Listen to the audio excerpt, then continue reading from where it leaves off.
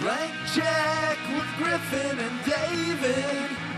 Blank check with Griffin and David. Don't know what to say or to expect. All you need to know is that the name of the show is Blank Check. Love, hate, dreams, life, work, play, friendship, sex, podcasts. Wow, there you go. That is the tagline for the movie Vanilla Sky. The Great official, tagline. The official tagline is love, hate, dreams, life, work, play, friendship, sex with no spaces.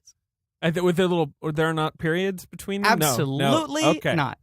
Hi, everybody. I'm Griffin Newman. I am David Sims. This is the podcast called Blank Check with Griffin and David. We podcast. Okay, said in that voice. I don't know who that guy time. is. I'm going through a psychological freefall.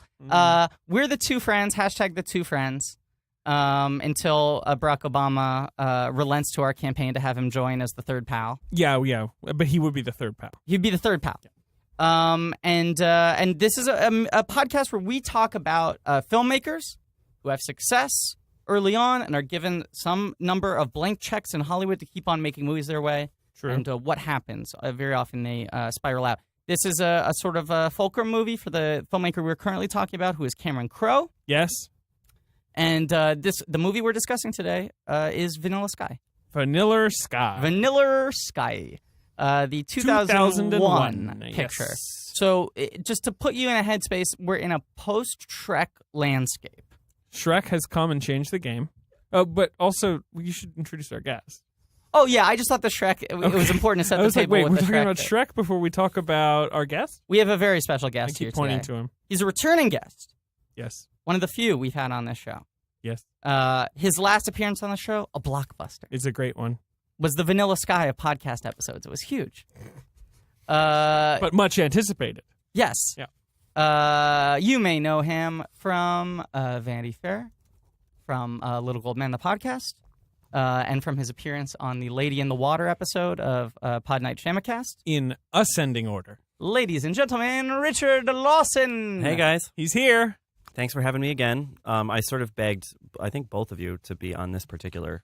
Well, at first I wanted to do zoo. I was going to say, then I was like, initially, you know what? you I were have- a zoo man. You want to buy a zoo. But I wanted to buy a zoo, but then I bought one, realized it's a shitty investment. Ooh. And now... and that Scarlett Johansson doesn't love you. No, and never will.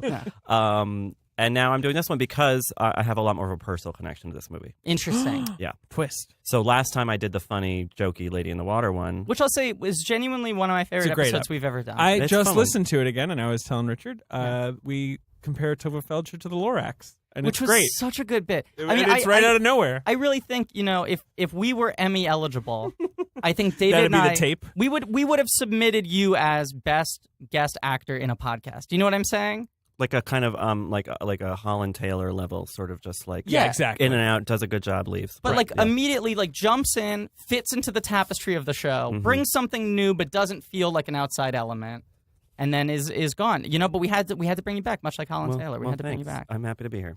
Next week, by the way, our guest on the show will be Holland Taylor. Oh, that'd be tune in great. for that. Yeah. Alan Taylor's gonna go to Elizabethtown with us. She's gonna take a trip. You can have Sarah Paulson sitting down in the green room, just waiting. Just picking at her cuticles. Yeah.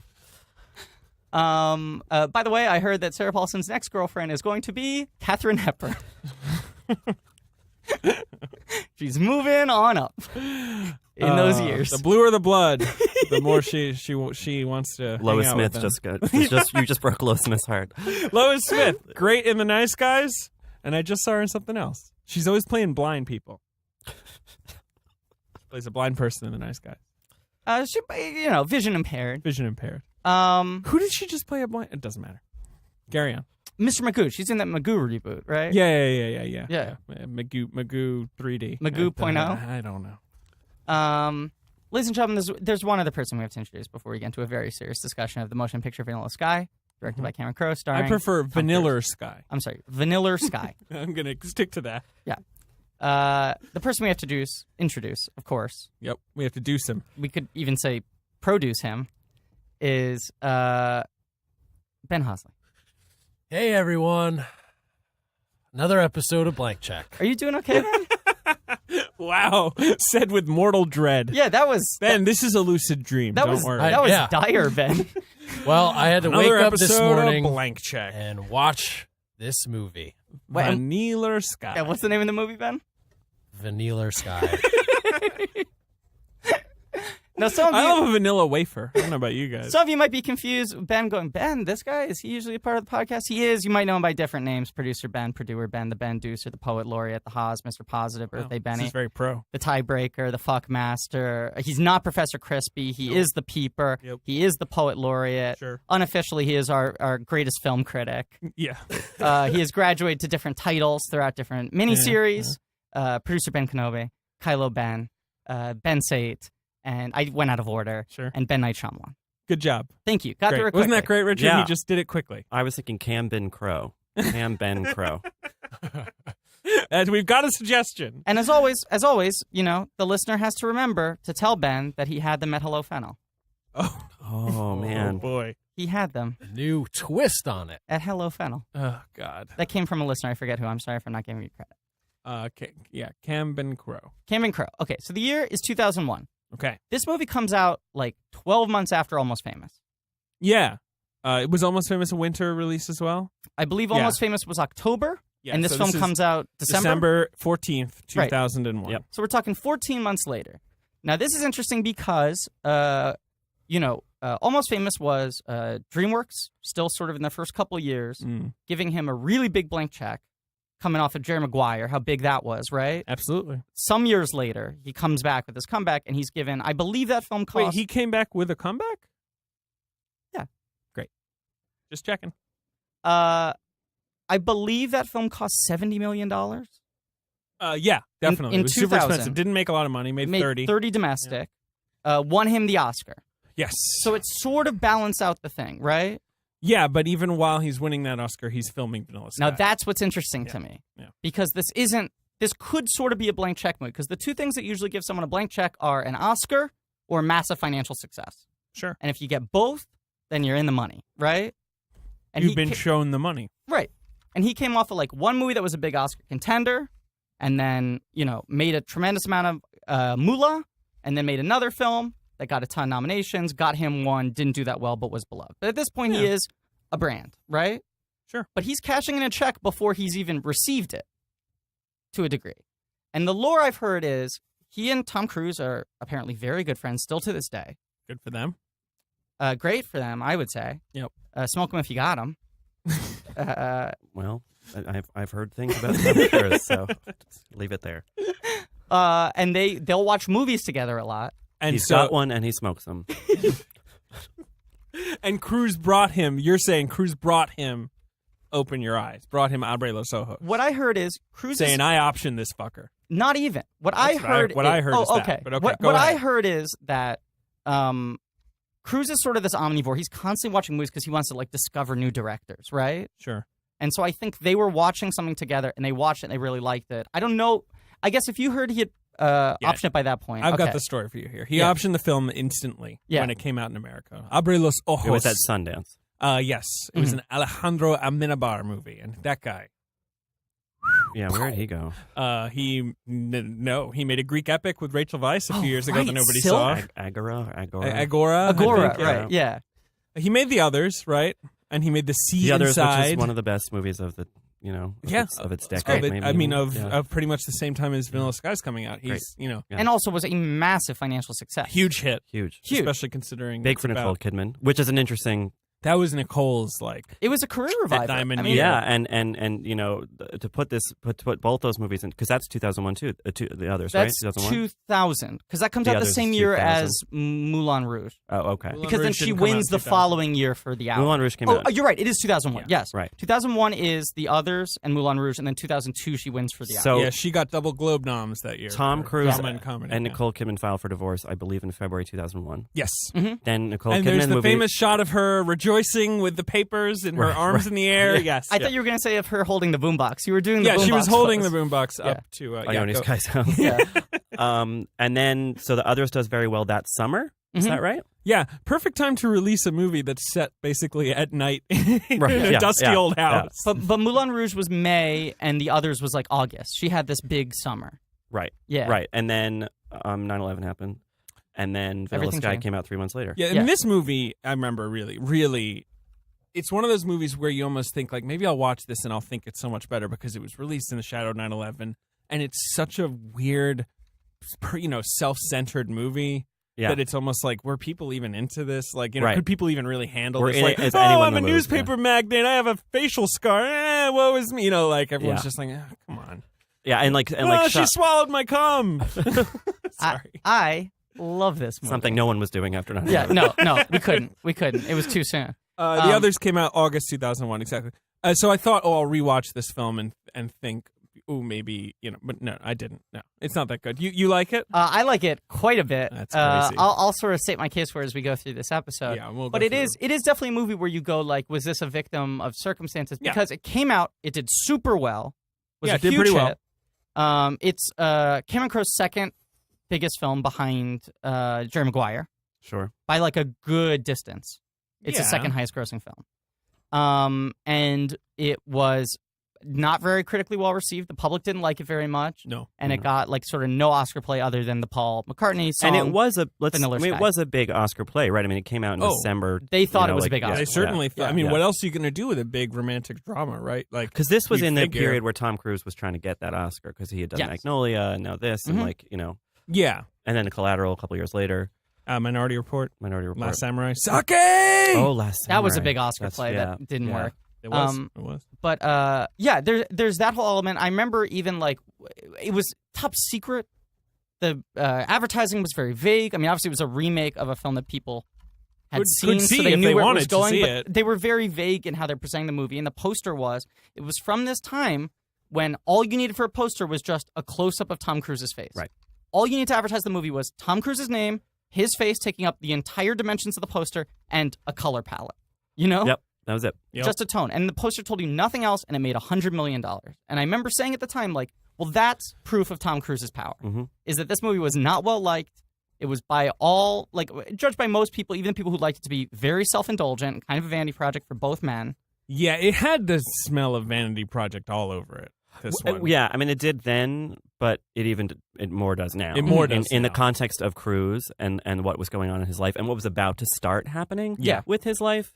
If you believe kind of like going clear about why he broke up with Nicole and, Yes. and then she won her Oscar the next year. Yes. She got what he so wanted. And It's true. let's remember that She slapped on that nose. Yep. let's remember that a lot of the sort of promotional campaign and the buzz for this movie was centered around Cruise and Cruz, who at the time of the release of this film were, quote, dating, end quote. We are so in love. Sorry, I'm going to not do the Penelope Cruz Please voice. do the Penelope Cruz. Please. Oh, Tom Cruise. Okay. But that was the big thing that they were like, Oh, my Cruise and God. Cruz. He fell in love with this beautiful foreign temptress on the set of his new movie. Watch the sparks fly. You'll watch them fall in love on camera. Yeah, they're going to really... And no, look, we're making a lot of jokes at Tom Cruise's expense already, and that is well-deserved. But we should note that in Jerry Maguire, he has great chemistry with Nate Zellweger. Like, he Kills it. can have chemistry with women. oh, screen. for sure. He can. For sure. And yeah. it is... The lack of chemistry between him and Penelope Cruz in this movie is so powerful. It's like there's a third character, like, keeping them apart. Well, can I throw out a theory? It's crazy. Can I throw out And a with theory? Cameron Diaz, in my opinion. But go ahead. Of course he can have chemistry with the woman because he's a very good actor, right? Yes. He is skilled at acting out scenarios that are not connected to how he actually We're feels in gonna a get present moment. sued. Where I'm speaking in vague terms here, right? Yeah. But I think the key to that is having the relationship be developed from an acting standpoint.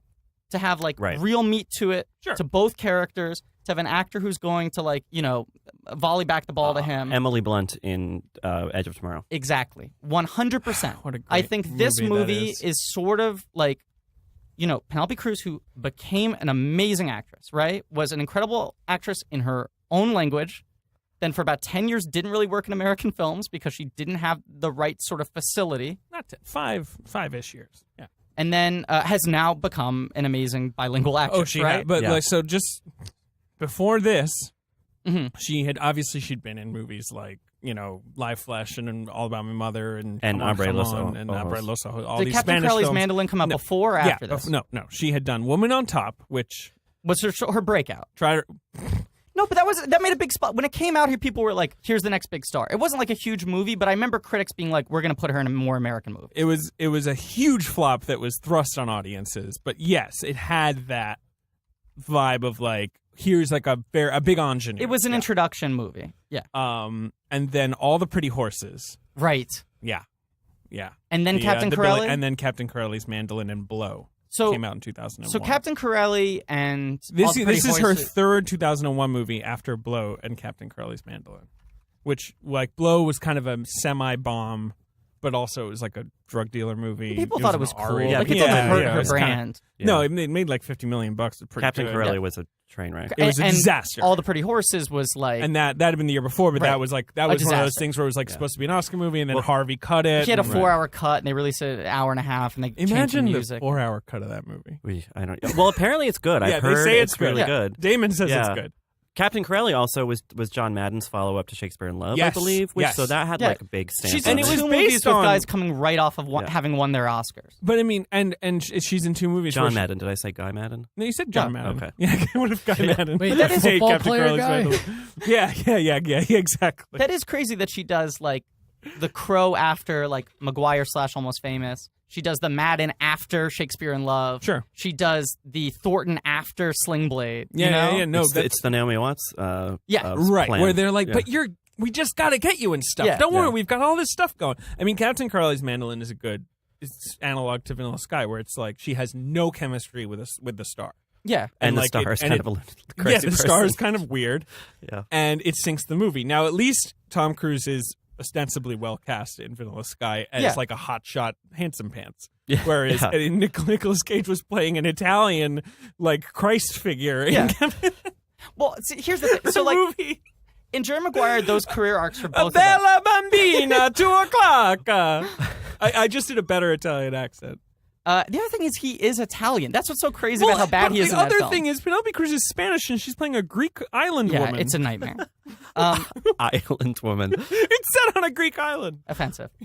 Please write in a campaign to your local senator to have David penalized for that comment. The thing with Jerry Maguire is those two characters are so well written, and their relationship is so unconventional in how it plays out, as opposed to how most romantic dramedies play out, right? Sure, very that it's like unconventional. they get married and then fall in love and all that sort of stuff. That Right. there's like meat to play in every scene that isn't just act like you have the most chemistry in the world. Whereas Vanilla Sky, every scene just just make sparks fucking pop off the screen. it really wants it to be like a meet cute thing where it's like instantly he's just like, who's this? But they're just sort of talking in my bomb name modes, Cruz. and it's all close-ups. Yeah, and it like, works so hard to do it. And I So really hard. feel like, I don't know what between Almost Famous, which is sort of like on the cusp of that preciousness, but doesn't. Oh, I like that movie a lot. But then it tips over into this, and he never gets out of it again. I think Almost Famous. I mean, Almost Famous is it's a definite bridge because yes, it is more precious than Jerry Maguire, and it's more it's less realistic, right? yes. Like that is 100%. a storybook type movie. It's a whether nostalgic or not movie. you It's like a memory play. People Yeah, don't it's talk heightened. like normal people in it. They No. say very grand things a lot, or Yeah. like But that vague, mysterious grand things, stuff poetic things. Yes, had grounding because it was his life. it's his life, and Whereas- it's memories, and yeah. it's nice. This Yeah. is just like a marketing team being like, okay, write something that makes it seem like Penelope Cruz is the most appealing woman in the world. Except don't write a But I character. do think And okay. So she has no character, Well, like yeah. at all. No. You don't know a thing about her. she's like a horrible manic pixie dream girl kind of type. before Elizabethtown. Now she plays a similar role. I've seen Abre. Have either of you seen Abre Los Ojos? I have not. She plays a similar role. She's extremely charming in it, and it totally works. So, it's not like there's a lot more to the character there. And can I It is set in Spain, though. She's just like everyone in Spain's like that. and Right. here's She the won an other Oscar thing. for it. Yeah. exactly. She did. Yes. The other thing Just put a is floppy hat on her. That's all you need to do. foreign actors, learning to act in English. Yeah, sure. She's still as pretty they're new still to English. learning that language. It doesn't just come down to like, oh, the accent is heavy. You can't understand what they're saying. They don't know the words as well. Whatever it is. I think the bigger element with foreign actors before they get comfortable and fluent with English in American films is that even if you're saying the right thing the right way, you're so freaked out about it Yeah. that, like, especially if you want to be like a movie star, Mm-hmm. the key to that is having a certain sort of ease and relaxedness on screen, especially a film like this that's all about personality. and you watch it, and the whole time you're kind of nervous for her. Because you're Little like, you bit. can tell how much We're she's also nervous struggling. because Tom Cruise won't stop fucking staring at her. It's all these like Leave looks. her alone, Tom. And then she's got these weird Cameron Crowe lines, and you know that she doesn't Yeah. have like complete facility with the words she's saying. I mean, like, imagine trying to learn Cameron Crowe dialogue Exactly. phonetically. Right. Like, that's really hard to do. Right. Like, she's fine in this movie, but it's just such a struggle for her. Like, you feel bad watching her. I think she has some of the most powerful moments in the movies just because she's such an effective screen presence I no think so, matter too. what. Yeah. But Yes. like as a character and as she functions in the rest of the movie, it's like kind of a disaster. She has like silent physical moments in this film that are incredible. Really, really good. She's Remarkable. Well, we'll get to Yeah. it, but when she walks into the memorial service towards the very Is end, amazing. Is such a she's, beautiful bit of acting. she's amazing with that. But- When she has to talk, you see her getting a little in her head. But let's get back to Richard's story time because I liked that. Yeah. Like the story of 2001, which Yeah. starts with Cruz and Kidman break up, and it was shocking. Yeah. Kind It right? was, yeah, At the well, because time. they'd been together for like a decade at that point, almost. 10 years and, practically, because Days of Thunder is 89, and they married pretty soon after right, that. like Far and Away was like 91. 91 or I think. 92. Yeah. this is coming pretty shortly after the movie they made about their sex life Sure. with Stanley Kubrick. Well, Ostensibly. right, exactly. They've So gone they're- through the ringer with old Stanley. This very intense kind of husband and wife thing to do. Yeah. and there's all these rumors like, oh, they didn't have any chemistry on screen. Like, that Right. had been floating around. Right. So I don't remember if it was like that much of a surprise. Maybe it felt more inevitable than some other big celebrity breakups, but like he was such a big star at that point. Such a big And star. she was kind of on her way, like that. She was about to be on her way after like a long time of kind of Yep. half getting there and then kind of false But starts. I would say after 2001, after the others and Moulin Rouge, She just she's went- sort of There. A-list Yeah. for a while. And she Yeah. becomes $20 million. She becomes a regular Oscar player. I mean, And that's how her movies are viewed now. and she got to show that she has really cool, weird taste too. Like she just became one of the more interesting movie stars out there. I Absolutely. think. Not always successful, but No, fur. but Tom Cruise, like he was Fur. like, Fur, or Birth. Birth. I love Birth. Birth's a great all movie. the one word. Fur is Kidman kind of film. like Yeah. you Mhm. wish fur was birth. You wish fur had a little more birth in it. Sure. Yeah. I wish my birth Yeah. had a little more fur in it. If you know. I honestly don't know what you're saying. I can't even begin to imagine. what you're- Anyway, I don't know. I just think it comes at an interesting time. It But does. I'm curious when you guys first saw this because I know I have a very specific kind of time and place You have a memory of personal seeing tale. this movie. Right. Because I had just started college. Mhm. I was a freshman at a school I really didn't want to go to because I was the artsy kid who like smoked cigarettes and like was in therapy, and I went to a very kind of preppy kind of a Catholic school. Catholic yes. Abercrombie kind of school. Right. And so a bunch of us, like a week before we got out for Christmas break, our Mhm. first ever, went to go see this movie at the theater closest to the campus. And everyone I went with was like, that was so stupid. I hated that. Was boring. What was that about? And kind of be the contrarian to distinguish myself. I was With like, your no, cigarette? it's brilliant. Mhm. I was convinced of it. And I think that was largely because of basically the last 15 minutes of the movie, Yes. which are, I Which think, are the still, most arresting. Yeah. Yes. but anyway, I just had this really funny relationship with it, and then watched it years later and was like, "Oh, I think my friends were right." That is a phenomenon that I think, like, I would imagine a lot of our listeners would relate to when you're like younger. Yeah, and you go suddenly see- your tastes are beginning to diverge perhaps a little bit. But even this bigger thing, I mean, you just conjured a very specific kind of feeling in me, which is when you're younger and you go see movies, and at this point, movies are just a social activity still, right? Yeah, Yeah, just go see a movie. Let's You go went see with, a I movie. went with like What's playing? 7 people or Right, something. Right. Which Why, is, Tom why Cruise. else did I see the real Howard Spitz? Right. Which we is like a film Tom I Cruise saw enough. with my friends at a movie theater. We'll just go see that, right?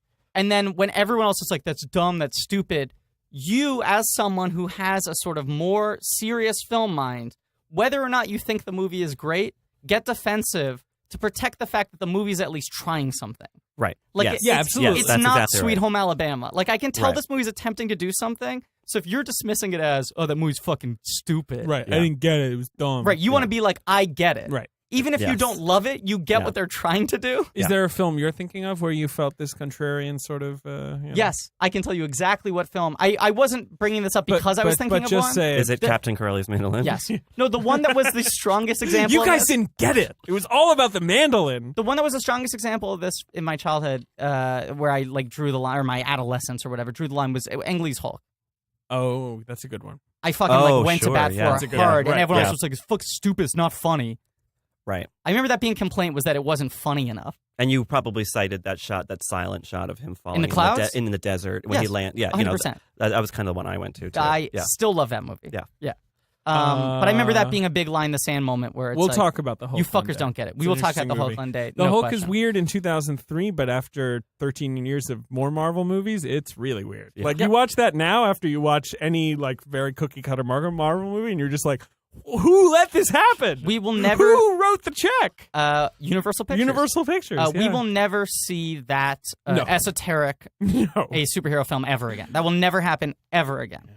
David, what are your memories of seeing Vanilla So Sky? for I the had first time? seen Abre Los Ojos Oh, congratulations! on the BBC, Yeah. I believe, or on Channel 4 probably actually, which is the Yeah. slightly artier network in the UK. Uh-huh. So I'd seen that movie, and I liked it. Mhm. Now I've rewatched it. It's okay. It's not quite. When I was a teenager, I thought it was brilliant because it was in a different language and like it was about lucid dreaming. Right.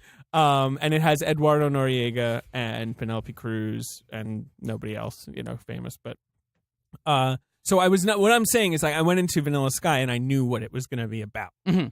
which I feel like most people were not like. Sure. Sure, yeah, I don't know, like, blowjob lady's going to crash a car, and then his face will be scarred, then he'll have a lucid dream, and then he'll scream tech So we've support, got- and Noah Taylor will ride an elevator. Like, nobody saw this We've coming. got Blowjob Lady and Island Woman from David so far today, by the way.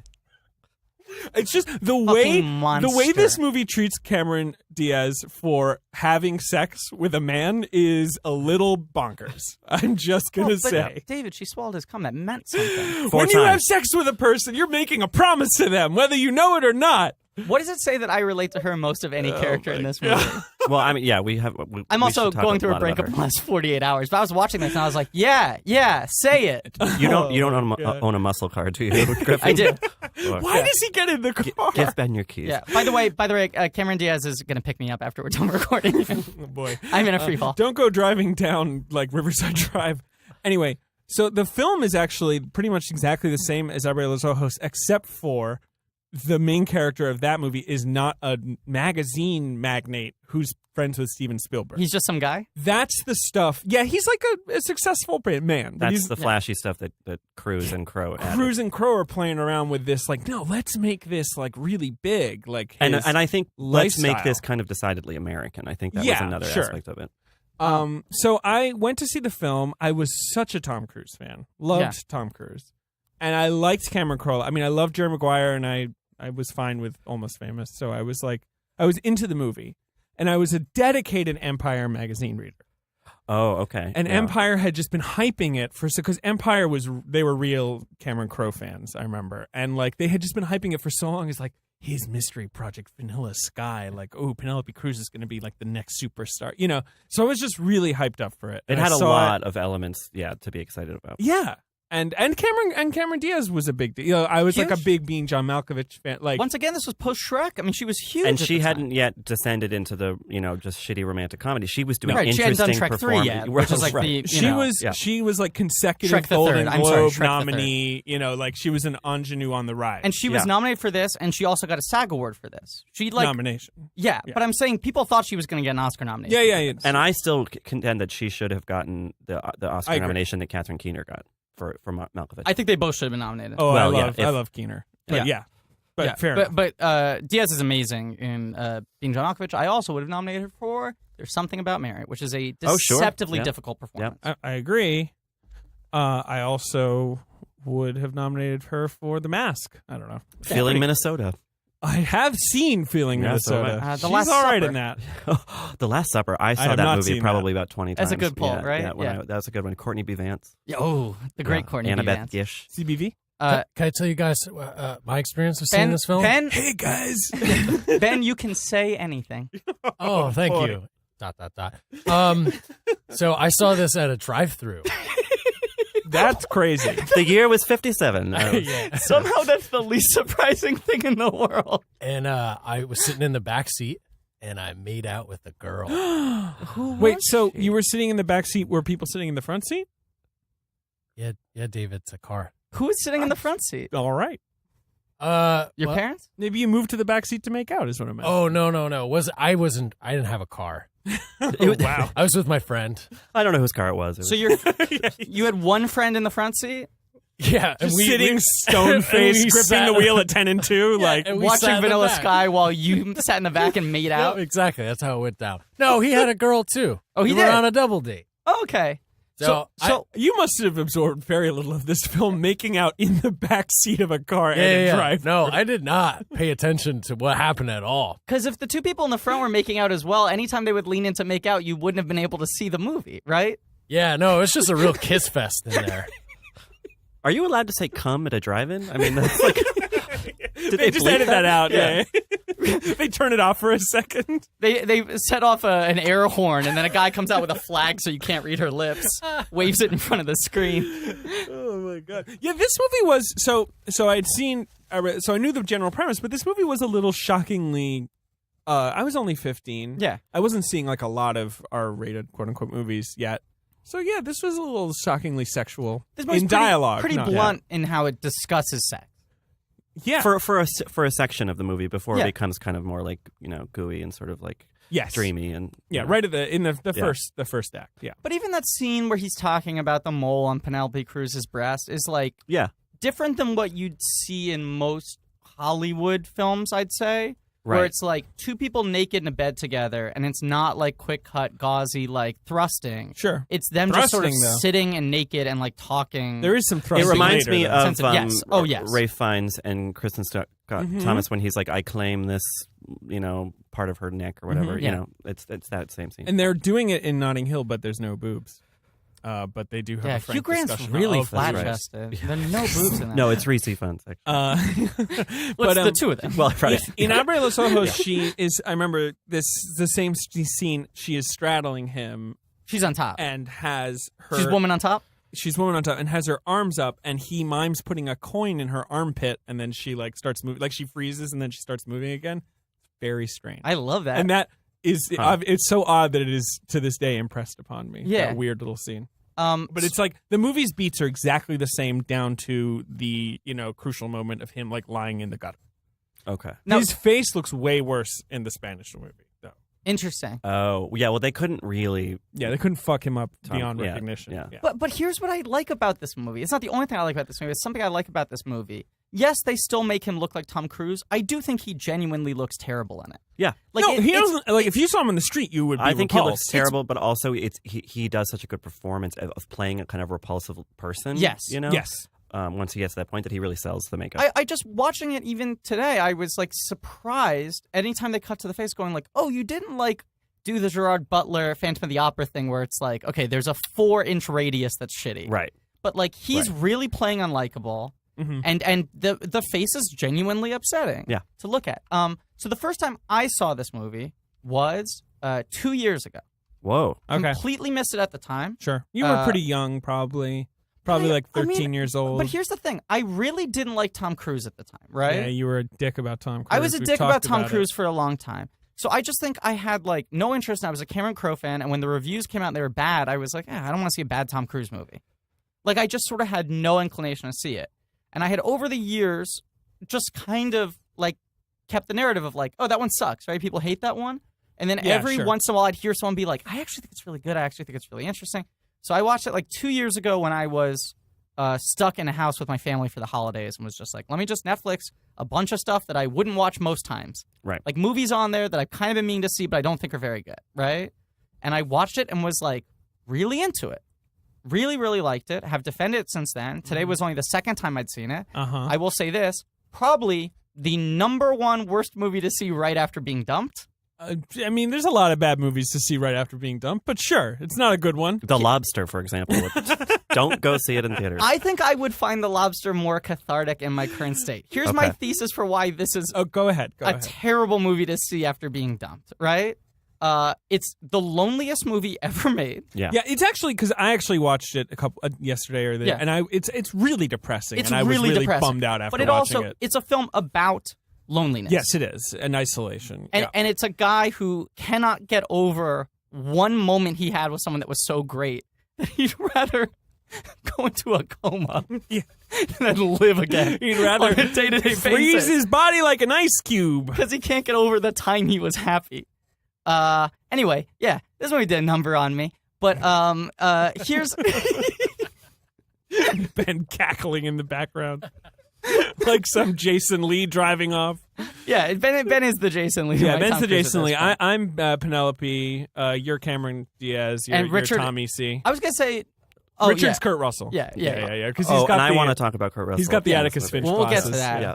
I also I remember the first time I watched this movie being like, Kurt Russell's in this? Because I think he wasn't in the marketing at all, right? Yeah, it's kind of someone a called Tom Cruise was in the marketing. Right. I don't know if you know But that's that. the point. The trailer was just like Tom Cruise, Cameron Diaz, Penelope Cruz, a movie about two guys who fucks two great But ladies. in England, it's Timothy Spall's on all the posters, right? It was a Spall Yeah. picture. Yeah. Love, Shut sex, up. friendship, death, Spall. Yeah. Me and Richard for 2 years now have had a running joke about the film Mr. Turner. You remember last year when I gave He got the most. He was the Putters and Murmurs Award? Or Ian Hall, it was Ian McKellen got For the, Mr. Holmes, the second annual Timothy Spall Award for Putters and Murmurs. Have you ever actually seen Mr. Turner? I forget. I was on my top 10 of the year list. Yes, I love right. that. I remember when I first described I saw it the day before Victoria I wrote scene. the list. Right. Yeah, where he Such a grabs good movie. the boob. No. Yeah, well, there's that. And then But we've I got also the described greatest the scene, tit grab in film the scene where Really is. where Queen Victoria, just wanders into a room of art and like looks at his painting and goes, "Ugh, Turner, Yes. Yeah. Right. Yeah. Yeah. I love Mr. Turner. Turner." Can I It's a great say movie. my favorite thing about Timothy Spall? I saw this interview with him when He's playing Christopher Hitchens in this movie, right? Like I saw this movie and I was like, Timothy Spall, Christopher Hitchens, like 10 years ago. Let's make that in happen. almost Almost, every yeah. movie he's Yeah. playing. Ugh, it's Yeah. crazy. Well, not Enchanted, No. Well, no. which he's wonderful in. He's so good. in that. I saw this interview with him when Mr. Turner was coming out, and they were talking about how people thought he might get an Oscar, and he had won Best Actor Can and all this sort of stuff. And they were like, "Is that crazy for you?" And he's like, "Yeah, I'm just like I'm not even gonna try to do the accent." He was like, "I'm such a blue collar guy. I'm like from working class. We don't think things like this can happen to us." And he goes, "I remember when they read off my name, and they said, and the award goes to Timothy Spall." And I said, "That's my name." And I went, "Wow, you're so blue-collar that you can't even say your own name correctly." He pronounces it Timothy. Timothy Spall. Timothy Spall. Timothy Spall. Timothy. Spall. He's great. He's great. I love Timothy And Spall. any movie that has Timothy Spall and Noah Taylor in it is really Can we play Hey, this? okay, and Tilda Swinton. Can we play And this Tilda game Swinton. quickly, okay? Mm-hmm. The game is, let's go around in a circle until one of us can't name another cast member from Vanilla Sky, because I just want to try listing how weird the collection of people are in this movie. Oh yeah, because there's some fun ones buried in there. Right? Okay, so Timothy Spall, Noah Taylor, Tilda Swinton, Tom Cruise, Michael Shannon, Jason Lee. Cameron Diaz, Ken Leung. Shit. Did we say Kurt Russell, right? You Kurt Russell? got it. You got yeah, it. Kurt Penelope Russell. Cruz. Johnny Galecki. Yes. Oh, Alicia Witt. Oh yeah, Fuck, that's that's right. what I was going to take. Was Tilda Swinton said? Yeah. Fuck. We're basically done, but you should definitely name the biggest cameo. Steven Spielberg. Yes, indeed. We said Timothy Spall. We said I think we said everybody else. I don't know anyone else in this movie, but that's quite a cast list. yeah. Yeah. So there's a party scene where Steven Spielberg runs up to Tom Cruise and goes, "You son of a bitch," Yep. and is clearly playing Steven Spielberg, friend to publishing magnate. Publishing magnate David Ames. So this is what I find interesting about this movie, okay? Having not seen the original, because when I was fucking 11 or whatever, Sure. 10, and I was going to day camp, on the bus to camp every morning, this one kid was like, it's like that Spanish thriller, Oh Bro Los Hoyos, or whatever it's called. I don't speak Spanish. But he would every day equate everything in this movie and fucking brag about the fact that he'd seen some Spanish movie with boobs in it. And so when Vanilla Sky came out, that was like the other reason I didn't want to see it, because I was like, that fucking movie that kid used to always talk about. Okay, so you were biased against Vanilla Sky. Right, and I still But, haven't... you were saying it's about loneliness or something. Well, so Then we got sidetracked when with you were Spall. saying all the stuff that got added that is in the original about him being like Being a a Tom rich- Cruise a rich figure, guy, being, an heir to and a having fortune, daddy issues. all that sort of stuff. I read this interview with Tom Cruise, with Cameron Crowe, where he said, he showed me the movie and he said, we should make this right now. Da da da da. Cruise said that to Crowe, and Crowe said, like, I like the original story, but if I was going to remake it, I was going to put my own spin on it. And I feel like more than most remakes, this is like a movie that whether or not you like it is an argument for how you can make an interesting remake. Which is like, what if you take the plot of a film and you filter it through all of your personal obsessions? Like, this is such a Cameron Crowe movie but it's a crowization of another thing. You're not selling me. I'm not saying good or bad. I'm just saying Yeah. this is like how you wish more people remade movies, where it's like really put your own spin on it, right? Sure. Whether or not it's Yeah. good, it's worth remaking, rather than so many things that are just like shot for shot, you know, Right. just with a different cast. Cameron Crowe said the idea that, and I think this was just something he had wanted to write about at some other point in time. Maybe he had a nascent screenplay idea, and when Cruz came to him, he was like, "Oh, what if I threw this onto that?" He said he was really obsessed with the quote that Elvis Presley had about feeling like the loneliest person in a room where everyone knows who you are. Uh-huh. And like that's totally what this movie's about. Is Yeah. like this sort of isolation, a guy who feels like just somehow deeply intrinsically lonely despite having everything at his disposal. Here's my problem with that. Yeah. You don't get that sense until his face has been smashed into a million pieces. You know? See, and once again, it might be the mental state I'm in right now, but the first like 40 minutes of this movie where it's like Tom Cruise killing it, I like watch it and go like, this is so lonely. Yeah, no, I don't disagree with you. I just don't think the Well, I movie mean, it literally sells that he starts feels with that him way. running around an empty New York Yeah, City. True. Yes. You know, Very so I think true. they're starting to establish it. Which is a pretty cool sequence. Oh yeah, To- and like just to I behold. remember hearing stories about how they filmed that, and just like they had so little time. Right. Yeah. They like roped yeah. off Times Square Yeah. at like 3 a.m. for like like 5 in minutes. 28 Days Later when they like Right. you know Right. Did empty London. right But London. they'd have to like rope Timothy off Spall like, was there. other than grumbling about what was going on. Yeah. All right. other than like the couple of big establishing shots they have, they would have to like rope off 4 blocks for 30 minutes. Yeah. And then they'd like let that go, but then other people would be roped off, you Yeah, know? it's crazy. Yeah. And I remember even at the time, like as a kid growing up in New York, when they were filming the movie and it was such a big deal, like Tom Cruise shut down Times Square. Mm-hmm. Like no one can shut down Times Square. It was like how unassailable he was.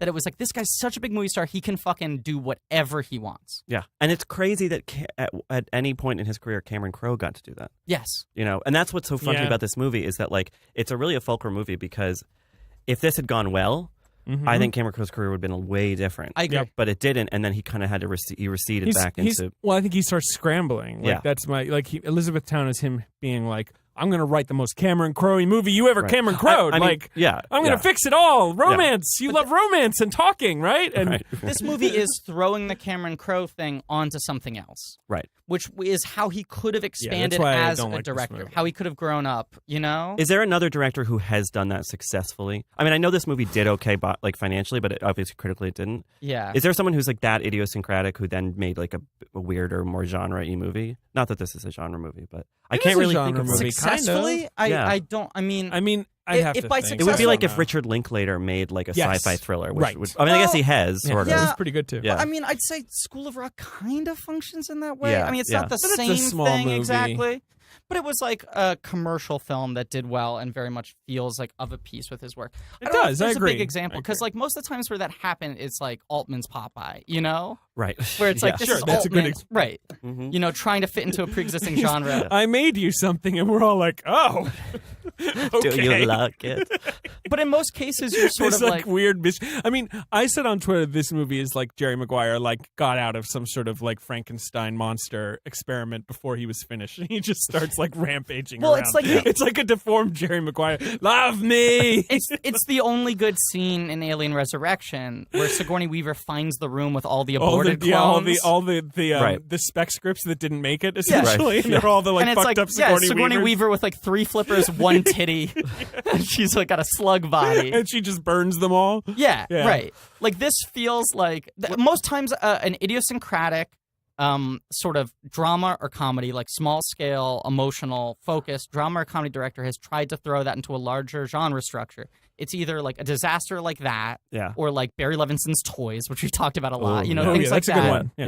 Yeah. Yeah. But isn't that him being like, I've always wanted to make this Right. movie toy. Yeah. So, like, Yeah. that was a singular vision, if nothing else. This is at least Cruise being like, I've optioned this movie. Yeah. I think it's great, and I want you to make it with me. I was gonna and say- Cameron Crowe is sort of, okay, yeah, great. I was going Like, to say the other example of what happens in that circumstance is they make a movie and you go, I can't believe that guy directed that. Like it just feels like Right. it was made by committee. His voice is totally lost in this. Tim Burton's Big Eyes. I liked him.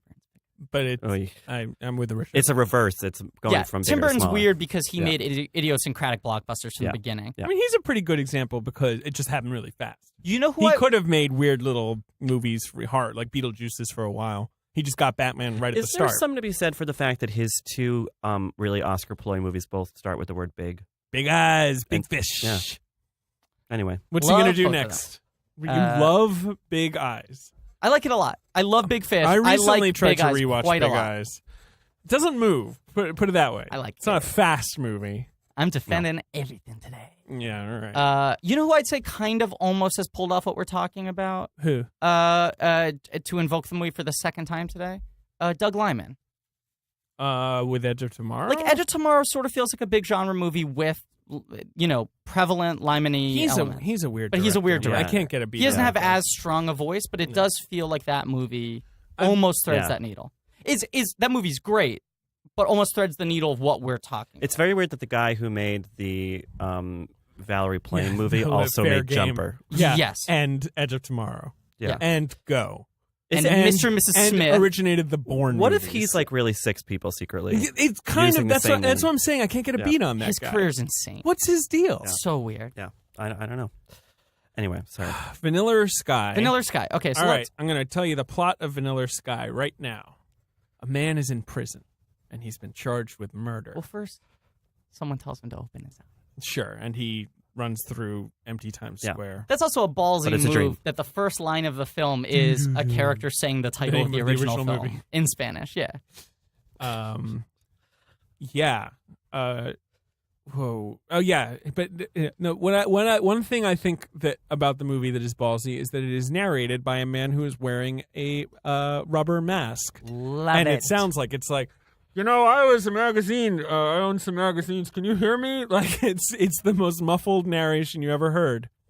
I love this mask so much.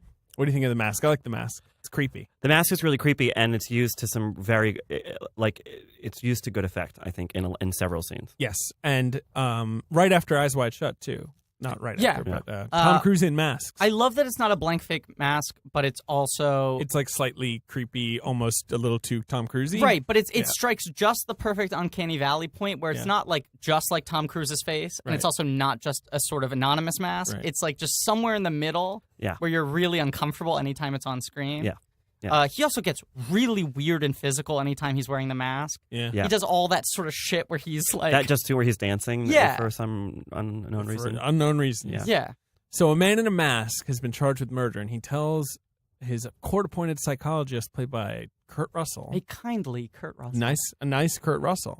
I think it's my favorite performance in the movie, and I He's think good. it's one of my favorite Kurt Russell performances. I love it when action actors don't do action. Me too. Like Bruce Willis and Nobody's Fool or And something. Moonrise you know? Kingdom. Oh, is yes, such a perfect. good example of Perfect that. example. Yeah. Yeah. Anyway, so I love Kurt Russell in this. He's just so. I mean, he's built to be likable, but it's great casting. Well, also, I think that it's interesting that Cameron Crowe has posed on screen this big challenge to him of like, you're a character who's supposed to be evocative of Atticus Finch, of Gregory Peck in Right. To Kill a Mockingbird.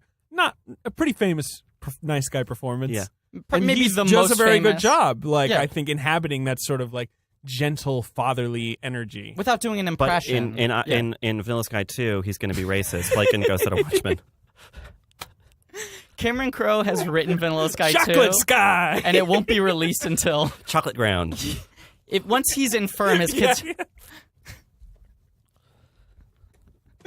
I'm sorry, Chocolate Ground. It's almost as good as Tova Feldshuh's The Lorax, kicking herself in the behind. This is why you bring back Rylos for a twofer. Yeah, how you doing, Rylos? Good. Kurt Russell, love him. All right, Kate so Hudson's dad, sort of. he's not technically though, But right? she calls him dad. He's like her Yes, co-dad. So that I hadn't Yeah. even made that connection. So Crowe had just finished work with Kate Hudson, Mm-hmm. and now he's working. And she with, said, my Daddy." dad needs some work.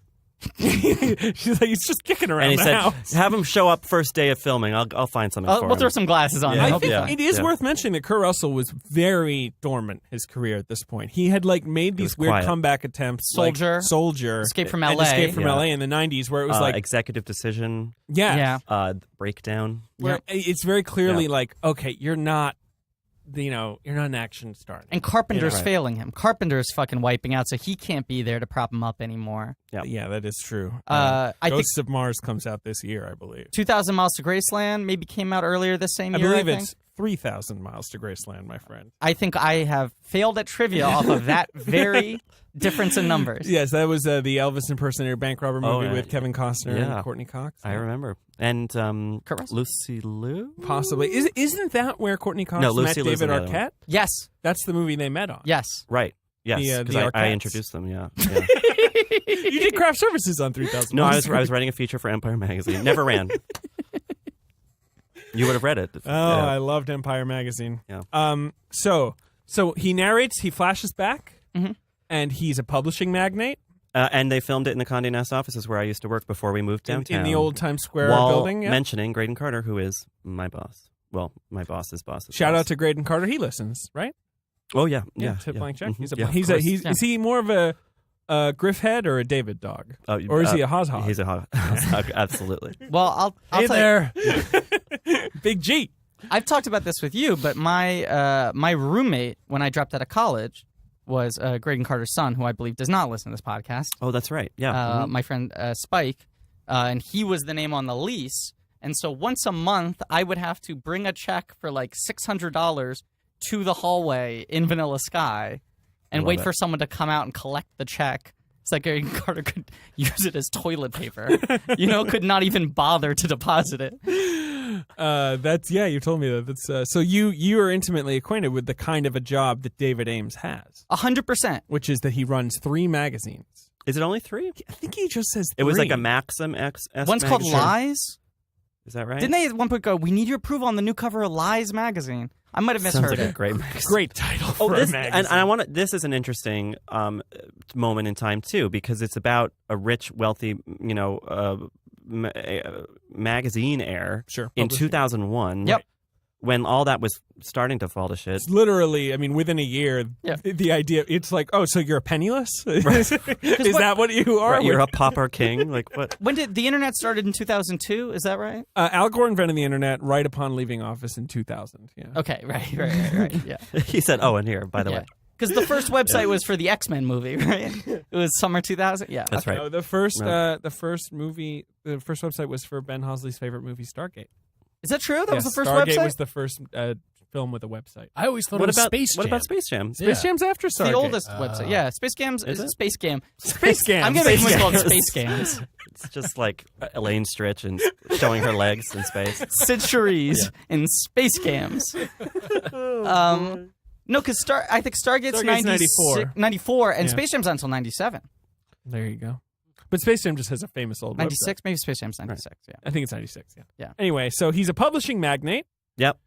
He inherited it from his father who died. Yep. And He's brash. He's arrogant. We see all these pictures, and he's like 34, which almost made me He's throw about myself to. He's off a about to building. turn 33. Because I am right, fact. yeah. So The film I takes am place on his 30. 33rd birthday. Tom Cruise, while making this film, was 41, I believe. I think he's younger than that. I think Really? I was doing the math this morning. I think he was like late 30s because he's 53 now. This was 15 years ago. I'd say 39 would be my Yeah, guess. like 38. That sounds 39? about right.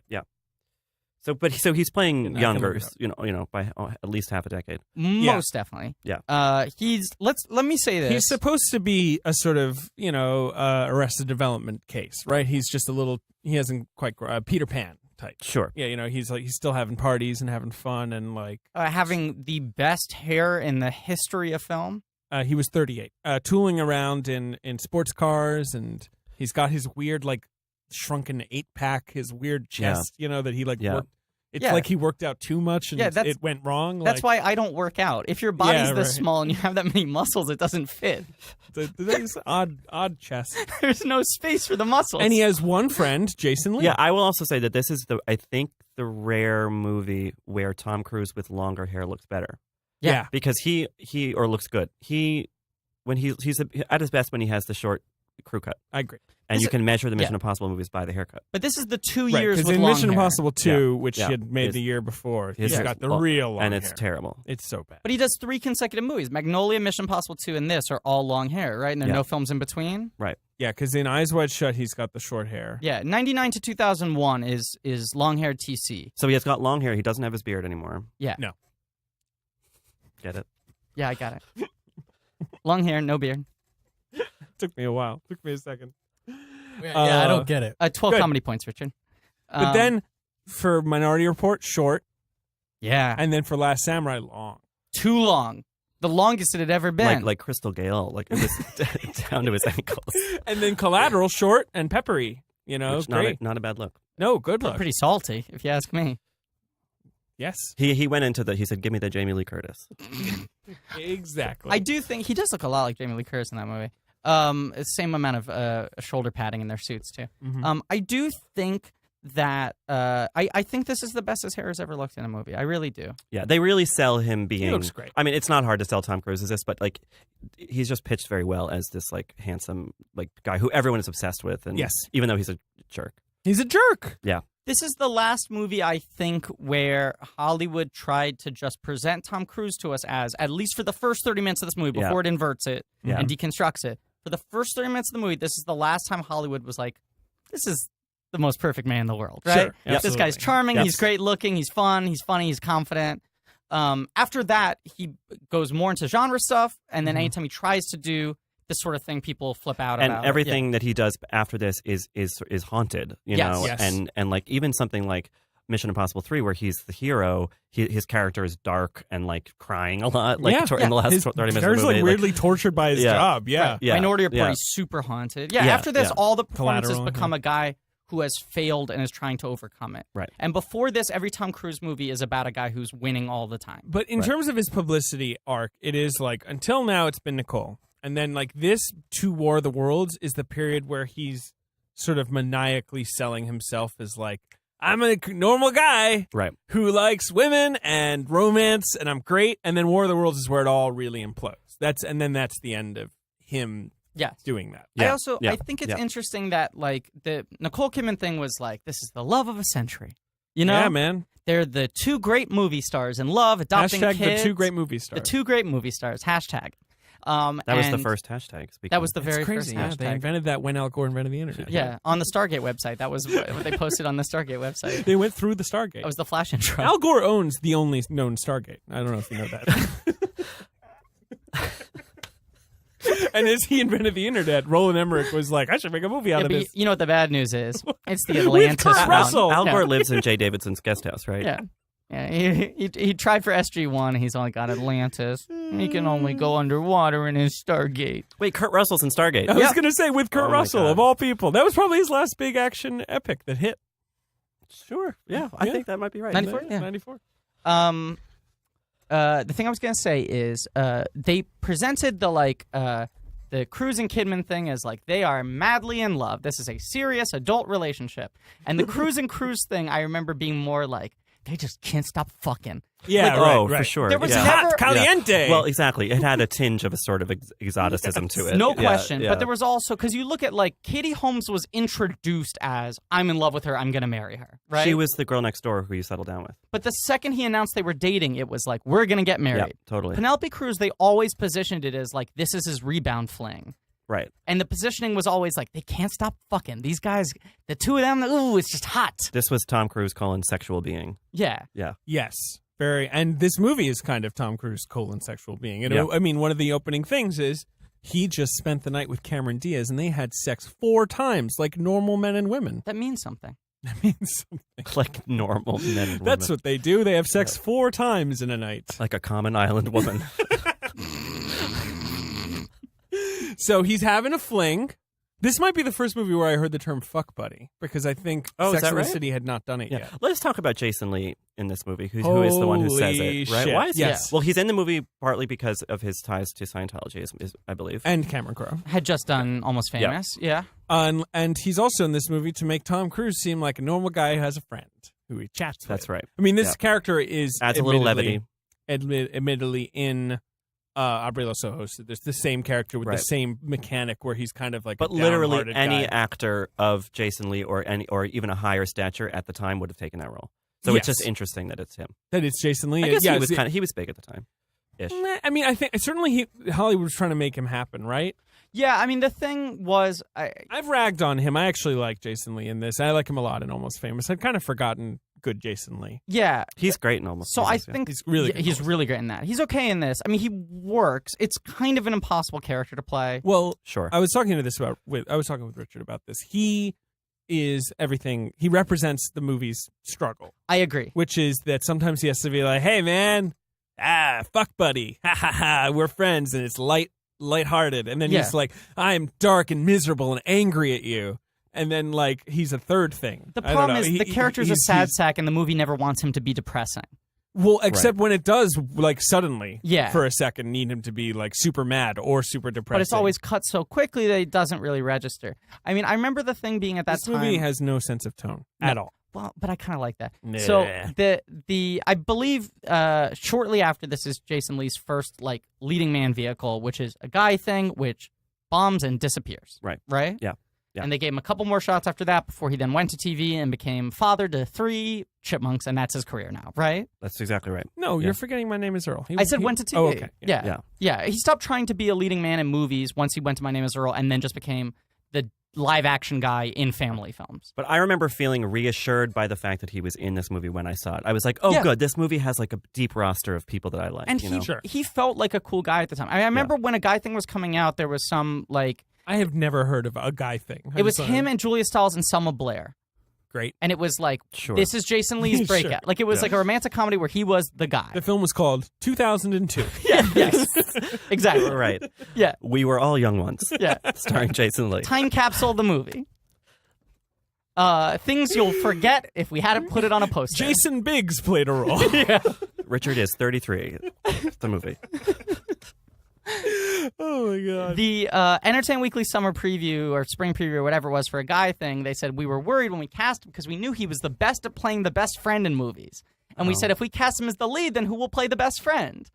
And like, Who indeed? well, It was Tom Cruise. yeah. Watching Vanilla Sky, I was like, oh, that was his role at this time. We're like, Yeah, oh, this yeah. guy's good to play a best friend. Yeah. And I remember Kevin Smith talking about casting him in Mallrats when he like hadn't really acted before. And he said he came in and he couldn't act whatsoever, but I thought he was so cool, I hired him because I wanted him to be my friend. There you go. And I think like that was Jason Lee's energy in movies at this time was like, he comes on screen, the character's totally inconsistent. Hey man! But you go like, I want to hang I'm out with this Jason guy. Lee! Yeah, he feels like a guy would be fun to get drinks with. Why is Yeah. he so You guys fucking- know how Jason Lee came up, right? Skateboarding, bro. Yep.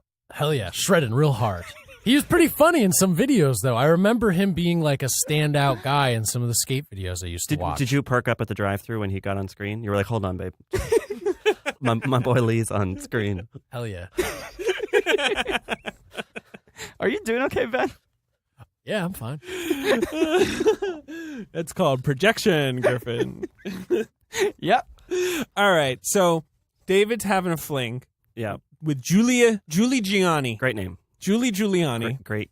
Do you think she represents Mayor Giuliani? I sure Yeah. do. Yeah. She fucked up the city. Drove the city off a cliff or off a bridge. Now, here's Cameron. There's also that scene where she builds a Disney store on Tom Cruise's dick. That's right, and she Yeah. bans ferrets. Yes, 100%. And she has a weird scene where she does drag on SNL. Yeah. So here's who Cameron Diaz plays in the film. Yeah. She plays a woman who had sex with Tom Cruise. Yeah. You do not know her job? Well, Right. no, she talks about auditioning. And she's Oh, got okay. she's got a CD. She recorded an album. Oh, she cut an okay. album. I forgot about her album. Yeah. Yes, it's Yeah. called So she- but Can I she's- Borrow a Feeling? She's a crazy creative woman. Right, yes, yeah.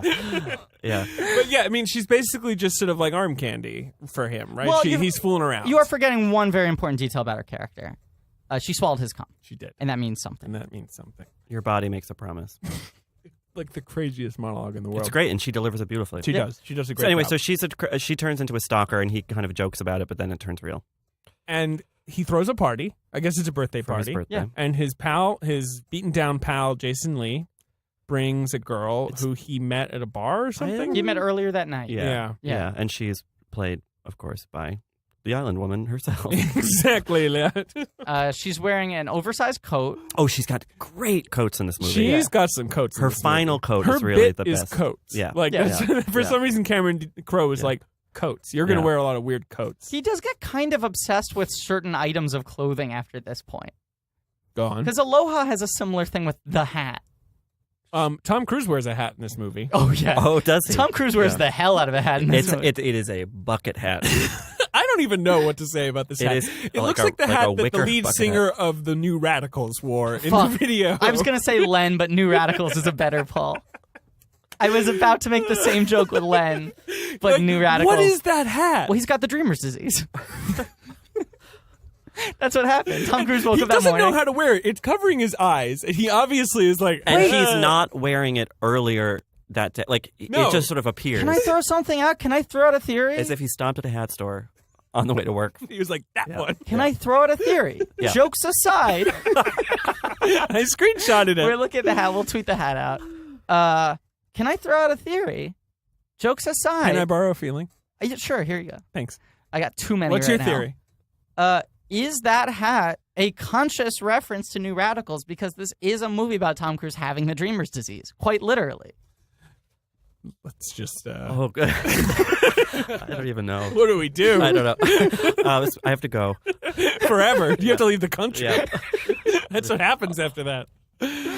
All right. So he meets Penelope Cruz at And a party. she's magic. And he's just like, who's Yeah. this? And they're playing Salisbury Heart. And she says things. Salisbury Hill, and his heart goes boom, boom, boom. Yep. Oh, That's the music. The music in this Fucking movie music is is so until the bad. end, Mhm. like dreadful.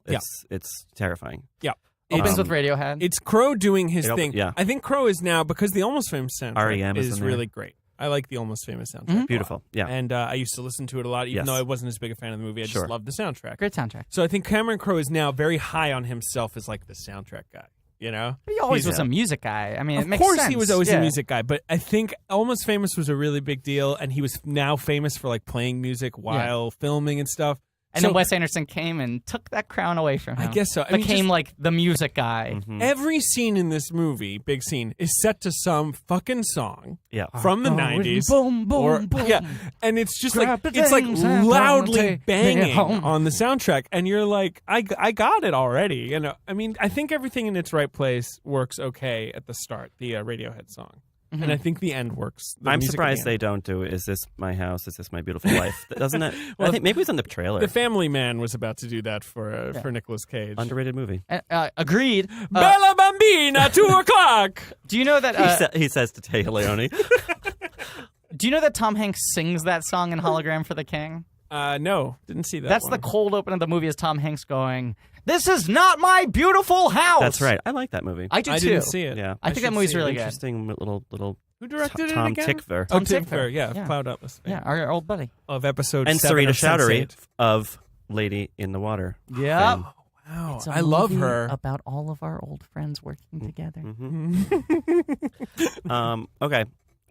So he meet cutes. He really meet cutes with Kruth. Yeah. Oh, Takes her up to his second apartment. Yeah. He's got the party apartment. And then she takes him to her apartment. Yeah, and, you Same know, night. Yeah, and she's a little destitute, so she can only afford one whole floor of a loft Yeah. in Tribeca or Dumbo or And I wherever love the fuck that it the is. first line that scene is, "I just have to work all the time in order to afford this." You know, it's like they're making it clear that, like, okay, she's got a great apartment, but she's giving up a lot for it. Right. Oh, It's yeah. not yeah. easy. To have, two loft spaces smushed together. That's how she Like, needs where to does she take. get off making fun of Tom Cruise, where he barely has more square footage than she does, and he owns a magazine? I just love that she needs And to she's a take, dental hygienist. Right, Right, That's her fifth job, because the fifth job is the one that pushes her over the hill into making $2 million a month. Yeah, Right. she's In order to afford that. a dancer and a puffy coat model. And Yes, what else? she's does an she do? illustrator. She does caricatures on the boardwalk. Yeah. Oh, that's such a weird. That They is draw a weirdly each other. revealing scene. It's never established. So they go back to the apartment and they're just doing all kinds of different kinds of Non-sexual flirting. activity. It's Like like 20 minutes You of know the how movie. Terrence Yeah. Malick tells his actors to just sort of improvise movement, Mhm. and so everyone ends up twirling or like doing free trust falls by the side of the road, which actually happens into the Wonder. I feel like they just were Just in rolling this around loft in hay. all day, Yeah. and he was like, "Okay, just like flirt and like do cute things." And of course, they were And madly he in just love at the so time. so they're like, Oh, they couldn't stop fucking each other. Oh, it was yeah. so hard for them to film it's because they palpable. just go cut and then they fuck each other. yeah, exactly. Go on, Richard. So please. they're doing all kinds of things, whatever. And then one of them is just drawing each other. It's never been established that that David Ames can draw. No. And yet he can. He beautifully. Penelope Cruz draws like a boardwalk Like style. a perfect Or like the Santa Monica Pier. Of Tom Cruise as a giant grinning mouth, like Right. surrounded Right. by By like women and money, dollar signs. She's the king of Sting, and then they turn around and look at Tom Cruise's drawing, and it's just like a beautiful little pencil drawing. A very thoughtful very thoughtful, considerate. sketch Yes. of Penelope Cruz. So they fall in love in a night, They or have it's one implied. perfect night. But They they don't don't- have sex. They kiss once, and she instigates it. Interestingly, Because he asked for her to pay him with one kiss for that drawing. Madame, I'll charge you one kiss. God, this movie is. Nothing's happening in the movie except Everything's it's happening. being narrated Life, by a guy sex, in a rubber friendship, mask. death, Spall. Everything's happening. Oh, Spall's at the party, Yeah. and he's this lawyer Timothy he's his Spall. lawyer, and he's like, "Oh, the seven dwarfs." So there's the seven dwarfs guys. who were at the board of the magazine. And The they seven think dwarfs. he's just some rich kid. They own 49% of the company, and they want that extra 1.1%. fuck They're up. after it. He's a little fuck up. And so Spall is like, oh, they want to get rid of you. Oh, I'm telling you because I love you. shit butty. Yeah, Turner. And Cruz turns to his assistant and he goes like, give him Promote a promotion, that man, yes. 70%, corner office. He's my best friend in the world. Right. And why did we talk about Timothy Spall? Well, they're just establishing that there's Oh, they problems, want him out, The yes. problems of the magazine. Yeah. Yeah. There's So trouble in paradise. so anyway, this sort of just continues, Mhm. and then he gets in the car with Cameron. Well, the Diaz. next morning he leaves Penelope Cruz's apartment, And Cameron Diaz is- had been at the isn't- party. and she sees She them. sneaks in and she's angry that he didn't invite her and is like, don't worry about it. I'll punish you with sex. And he's like, And that's the whole meet cute thing with Penelope Cruz. He goes up to her. He's like, I need you to talk to me. This woman's stalking me. Take her away. Whatever. I also think it's important that Cruz says that he didn't sleep with Penelope Cruz because he's a pleasure delayer.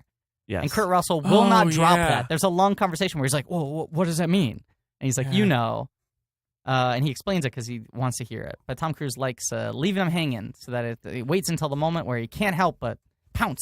Very Sting and Trudy Styler. Yeah. Yeah, I forgot about that. I don't like that. It's gross. Yeah, it's Yeah. gross. It's gross. So anyway, Cameron Diaz is waiting there in the car. She's followed him to Penelope's nice car. apartment. And in one of the movie's most baffling things, Tom Cruise decides to get in the car with her. He's charmed. Despite Yeah. very obviously the night before being aware that she is Like like danger. out of her mind. Yeah. But he's like, yeah, sure, I'll get in a car with you.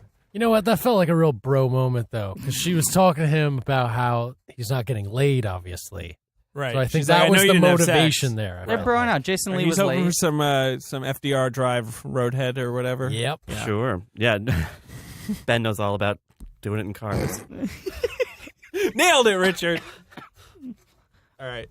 So then she crashes the car. It's uneventful. Yeah. Oh, she gives a great monologue sort of thing. Quite a where monologue. you just you learn that she's crazy. It's a great. It's the most electrifying part of the movie It until is. the very end. It is. And then When you have sex, your body Yeah. makes a promise. Yeah. Right? That's while you're Richard? calm. Right? It means something. Yep. That means something. And she starts going faster and faster, and Cruz is good in this scene. Yep. He's really Yeah. good. It's The a scene it's a where well done scene. where he's like laughing. He's like, "Get the fuck out of here!" Like he's like trying to shatter the Julie, illusion. come on. Then he's like, "Fine, I love you. I love you. I love you. I'm in love with you." Like slow down. It's good. It's The scary. beats of the escalation are well done. Mhm. Yeah, Cruz does a good job. And then the crash is kind of good too because it's a realistic crash. Yeah. It's not like they drive off a bridge and Yeah. hit the ground, and it looks bad. Yeah. but it's not like you can imagine someone walking away. And they just Right. hold on the shot of the crash a car, while. and in the background you see I love people that. slowly starting to That's run. I think really that's a good. great, really good. great shot. Yeah. This one captures New York pretty well. Yeah, everyone drives hot rods around the that abandoned shit's- Riverside Drive, right? Right. Yeah, Oh, yeah. yeah. Captures New York perfectly. That shit's insane. Maybe This movie does not capture New York very well. it captures a certain type of New York very well. Yeah, I fake. think it captures a lonely autumnal New York Thank you. in a way that there are leaves, many leaves. Yeah, in like this movie. I think that It's a I leafy think movie. I think it's I an know what you mean, Griffin. impressionistic Yeah, capturing of how New York can feel sometimes. yeah. A movie that's sort of like Proust Madeline, where like he's just trying to get back to this one thing. Yeah. The city never sort of seems very offering of anything else. Yes. Sure. Okay, so No, then it's- hard cut to Cruz wakes up. What's the next thing we?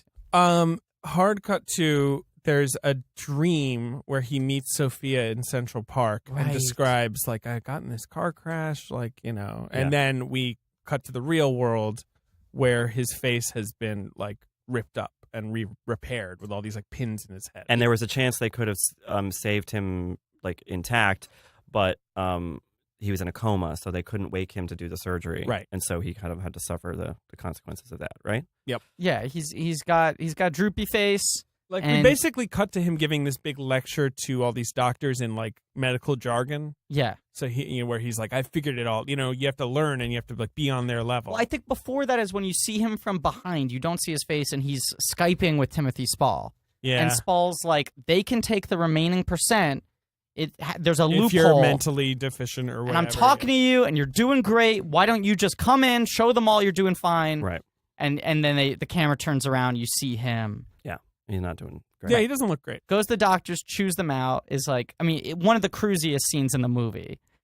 Oh, and the way he delivers the line when they show him the mask. Yes. He's like, oh, that's good, because for a second I thought we were talking about a fucking mask. You know, he's like, fucking mask! Yeah, it's really and good. he like It's does they great. cut out to a wide shot, It's and he scary. does a full like Cruz jumping up and down. Yeah. Like he does it's a hint of the couch jump.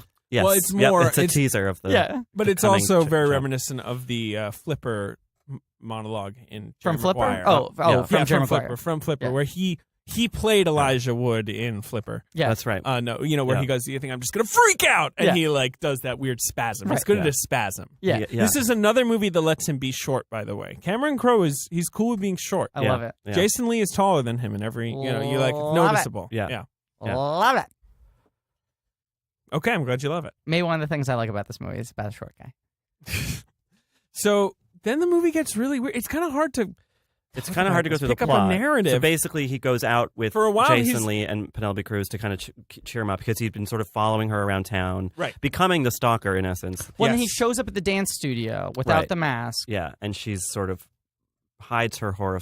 She's friendly. Her horror She well. kills that scene. She's pretty good so at that good scene, in that yeah. scene. That scene's incredible because she's Yeah. being really friendly to him, but she can't help but be freaked out. And sad. Yeah. You know. So she's like crying, Yeah, and she's trying to be warm to him. yeah. And I think she actually plays those several scenes very well, where she's very believably trying to be friendly, trying to like act like everything's okay, but Yeah. clearly something has changed. Yeah. And not just because of his looks, but she recognizes some kind of new darkness in him or whatever. So yeah, she actually is really good in that stretch of the movie. Yeah. Yeah. Yes, 100%. I agree.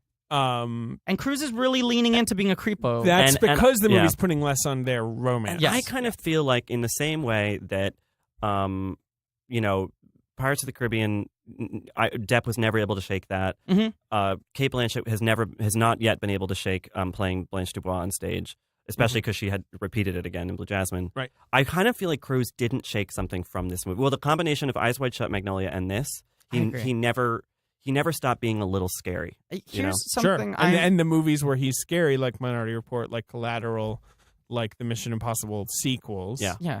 are the ones that we Yeah. like. Yeah. Edge of Tomorrow doesn't fit that. Edge of Tomorrow is more of a movie he almost could have made in 1990. Right. Where it's like, It's smug. Tom Cruise He's is a jerk. smug, but yeah, yeah. and then he But- turns into a good guy. But Yeah. the film is better because he made it now. No, I agree. I'm Right. You know just what I'm saying. saying? I know. I Yes, just doesn't. it fits into exactly. the archetype, but the reason that movie like works on a whole nother level is because we know that Cruz desperately wants us to like him again. Yeah. No, I that he know. has something at stake. Yeah. I agree that this movie's kind of like the ultimate Tom Cruise performance. Like it's the Yeah. cruisiest Cruise Yeah. because the first chunk of it is just cashing in how much we love him, how aspirational he is, how Right. effortlessly charming Sure. he is. And then the second half is just like the thing we always sort of feared was underneath Tom Cruise. Yeah. You know, the thing we were worried he was repressing. And to his credit, he does it. lets it out. And I don't know what turn he took in his career that he decided he wanted to go that route. But after, then I think he never fully gets it back in the bottle. I He think always that's the has to issue. be a haunted man He to uncovered some something. degree. Yeah, the Yeah. bell could not in be his unrung. best movies now. Yeah. Yeah. It has to be someone who desperately wants people to think that he's normal. So watching the movie now, as dated as Crow's Sure. input feels between the music and the dialogue, that feels very like a vague kind of. I mean, it kind of probably gave birth to Garden State, you know, that kind Yeah. of thing. Mhm. The Well, probably dialogue Almost is Famous often gave very birth to Garden clunky. State more than this Sure, did. yeah, but yeah. The cats thing. Oh, when we are all cats or both cats. Yeah. What See you the in another fuck life is when we're that? both cats. I hate that. And he says because- that's the best thing anyone's ever said. I to hate me. it because Cameron Crowe then writes Compliments a his own line. complimenting his own awful line. And that happens. Basically, that's Penelope Cruz's entire character.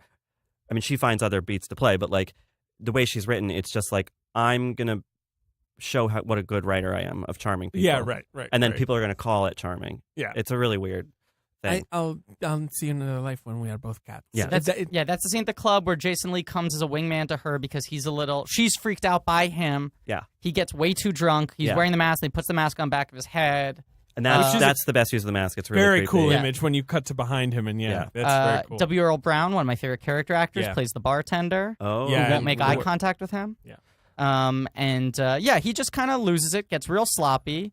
And crashes Yeah. out in the gutter. Falls asleep. Literally in the gutter. And then the movie turns. But doesn't he run after and see the two of them hooking up? Or is He that a imagines fantasy? it. Okay, He I couldn't imagines figure He that. thinks yeah. that Jason Lee and Penelope Cruz Right. are behind his back because they were dating. I guess.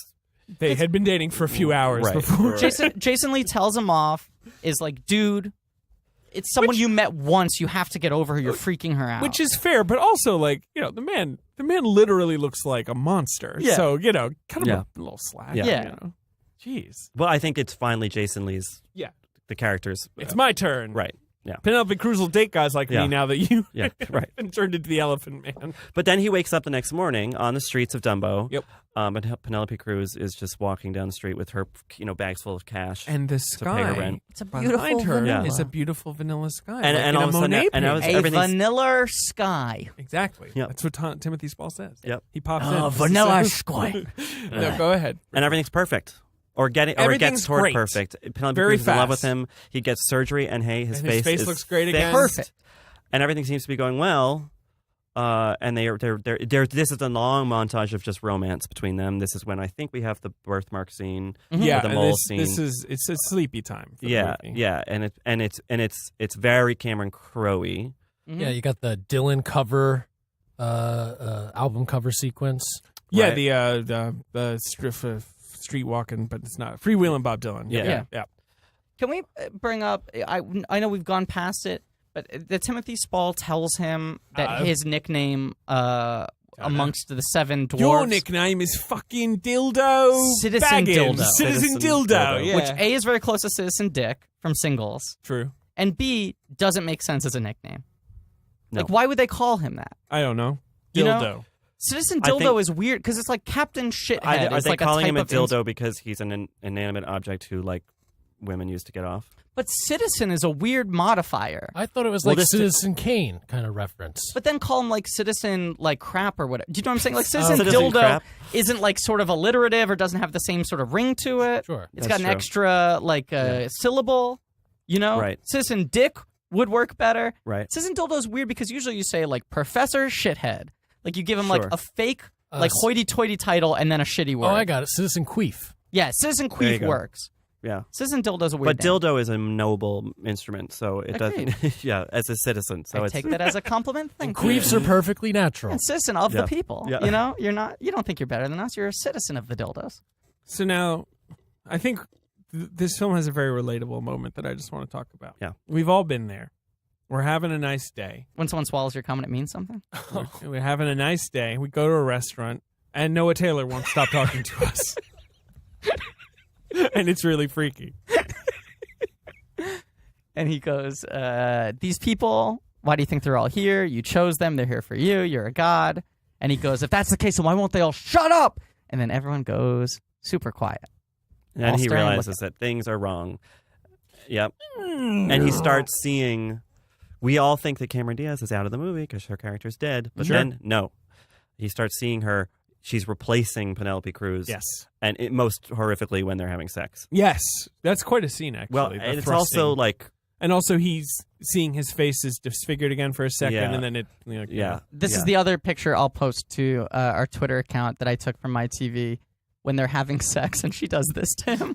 Oh yeah. When she runs her fingers through his mouth. She Yeah. smooshes Yeah. his face like Yeah. it's made of silly putty. Yeah. Which means something. That's her means body something. That's the making a promise. promise. That's a promise. Yeah. I promise to smush your face. Yeah, so this is all really creepy and weird. because then he like attacks her. Maybe and it's also binds jumping her back and forth, arms. looping between this stuff and him in jail, Yeah. and so you're basically piecing together what happened. Right. Effectively, though? Like, Yeah, I guess feel like so. the movie's doing what it wants. But it's kind of hurried, I think it's very Yeah. hurried. and I don't think it makes any sense. Yeah, and so basically we find out eventually that he's in jail for allegedly killing Penelope Cruz, or was she Cameron Diaz the whole time? But like, this is my problem with it: is you're like, well, it wasn't. No. Is Penelope Cruz? I mean, and also it's probably just some weird nightmare that he's having because Noah Taylor was yelling at him just then. Yeah. You know, Right. we've already know this is all weird. right, This is right. my big problem with this movie, and Abre Los Ojos does not have this problem so much, is that I think the ending is supposed to be ambiguous, where it's like, what is this that he's in? And it's like not. We're like, we know what it is. It's pretty explicit Yeah. that he is paid to be in a dream state. Right, exactly. And like, I He's just got the dreamer's disease. That's right. Yeah. I have to leave again. We should also say he's not taken off the hat for the whole movie. even the sex scenes. It doesn't even fall off in the car crash. This hat is a masterpiece. It's the craziest so thing I've good. ever seen. 2 shots. What costumer presented this to Tom Cruise and he was like, great. At the end, after the end credits, there's a bonus scene where they are coming back as cats in the next life, still wearing a hat. Cat in a hat. Okay, I'm leaving. No one's left in the studio. Yeah, we've recorded this over 4 years because we kept having to leave the country and then wait a while and then come back and then pick up the podcast. Yeah. Timothy Spall goes to visit him. Timothy Spall! Yeah, Timothy Spall goes to visit him in jail. Yeah, and he's like, Everything's We falling took care apart. of it. I took care of it, but you really beat the shit out of Cameron He's like, Diaz. as your friend, I want you to understand the enormity of what you did. I want you to take responsibility. And he's like, here are the pictures. I'm going to burn them. We paid everyone off. It's fine, but you should fucking feel guilty. And he shows these really gross pictures of Cameron Diaz, who has just been beaten to a pulp. Right, And which he we goes, did not see. That's not Sophia. That's not Sophia. That's not Sophia. Right. And Spall's like, you Don't know just what you're need to talking about, mate Turner. take responsibility. Right. And then Jason Lee gets in a fight with him Yes. and is like, this is the last time I'm ever going to talk to you. Jason Lee bails him out. Yeah. Says like, don't fucking hit a woman. Yeah. And he keeps being told that he's calling out the name Ellie. Ellie? What's Ellie? Oh, it stands for L-E. Oh, by the way, also throughout the movie, there have been commercials randomly, everyone's watching all the time, where some scientist is like, this dog was frozen in ice. You see the dog on Conan. And then I Yeah. thawed the dog Yeah, out from right. the ice. All these hints. I should also mention all these hints. that an Ellie confusion had happened 3 years prior in a far superior film called Deep Impact. That's correct. That's correct. Just going to say that. That was E-L-E. This is But just they- L-E. But it was called Ellie. Look, I mean, I think, Ellie. personally, I think Morgan Freeman was having an affair with a woman called You know Ellie what's weird? as well. I was watching And Vanilla he just Sky. arranged Yeah. for the meteor to cover it up. I was Spin. I was watching this movie Vanilla Sky this morning. I'm sorry, I and- believe you mean Vanilla Sky? Excuse me, Vanilla Sky. Vanilla Sky. Captain Crowley's mandolin, and I Captain Vanilla's Yeah. Manda Sky. Sky Captain in the Mandolin tomorrow. Vanilla Sky Captain. Timothy Spall meets the island woman. And I Go thought ahead, that yeah. Morgan Freeman was in this movie for some reason. I had this weird. Were you confusing it with Bruce Almighty?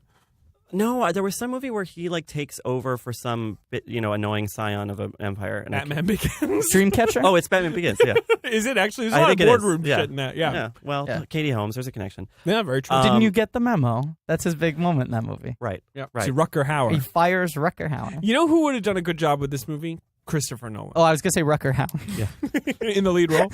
Directing. Yeah. Rutger Hauer now. Yeah. Today.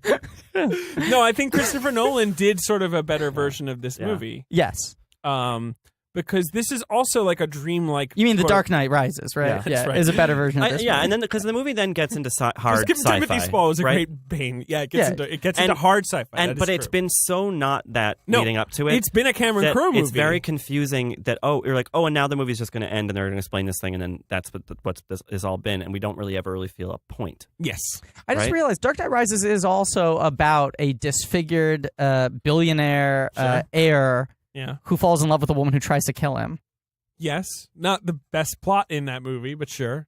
No, there's a couple parallels. And then at the end, he kills himself. Yeah. Or does he? Yeah, that movie has Raspberry Sky is the difference. Dark Knight Rises has a raspberry sky. He's got a screw loose. I got dumped. This is brutal. I was very This is emotionally an episode of WTF. invested in a person, and Lock the they gates. dumped me. I will admit I enjoyed watching Mark Maron. We haven't actually recorded our Almost Famous episode yet, but I enjoyed seeing Mark Maron. Lock the gates. Yeah, Oh, we did. yeah. Yeah. I'm I'm not gonna say that depressing thing. Okay, Oh so boy, fuck you. No. you know what I was going to say, right? Yeah, I'm not going to say it. All right, but I think you're right that the movie just turns hard left. I mean, all of a sudden he's Into in life in extension. in an office with Tilda Swinton Tilda explaining Swinton out of nowhere. like this technology about cryo freezing, and then you can do a lucid. Because Kurt Russell tries to dream. break him out of jail because he's Right. like, I've been trying to find an angle where you're not guilty. Right. I want to believe you. Sure. Right, because he's just a good, solid. And Tilda Swinton He's a is dad. like, Yeah. wait, is it Tilda Swinton or Noah Taylor who explains the To Kill a Mockingbird thing?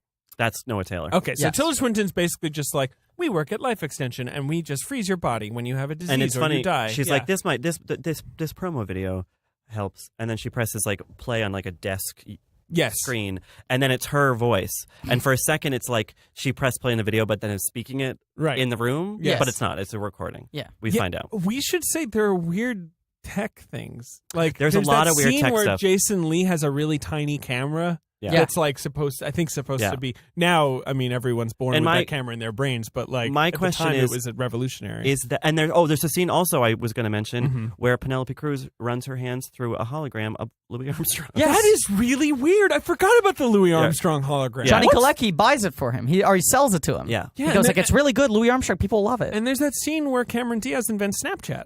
That is true. That's just, yeah. And then Yeah. there's also she's the webmaster of the Stargate website. That's the job. You were asking what her job was. There's also that scene where Timothy. She's still running it. There's Yeah. that scene where Timothy Well, Spall. her body made a promise to the Stargate website. Oh my god. I was gonna say there's a scene where Timothy Spall invents Snapple. I don't care. Fuck me. Listen, Snapple. it's Snapchat. It would have worked if I had said it right after Snapchat. Right after. That was my goal, and it didn't. Remember the it didn't fit. Snapple craze, guys? Yeah. Remember Fruitopia? I was probably drinking Fruitopia in at the 2001. time. Yeah, it was the year of Fruitopia. I saw Snapple Lady at a play recently, an off-Broadway play. Was it at the Snapple Theater? No, that's on Broadway. Yeah. No, this was off-Broadway, baby.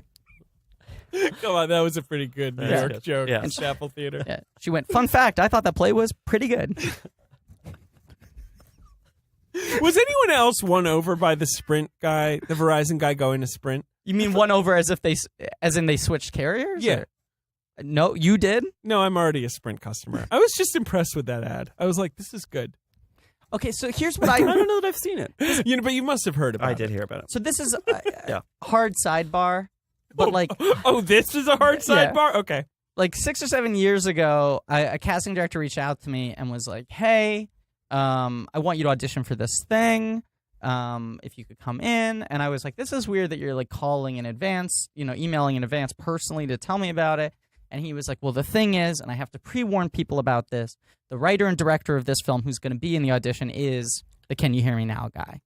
Oh, okay. And he's Wow. like, "The campaign has ended." He's He was- rich. Right. He was like a theater actor. Right. And now he feels like his career is ruined. He can't act ever again. So he wants to try to write and direct because he has a lot of money, but he can't. His face is too recognizable now.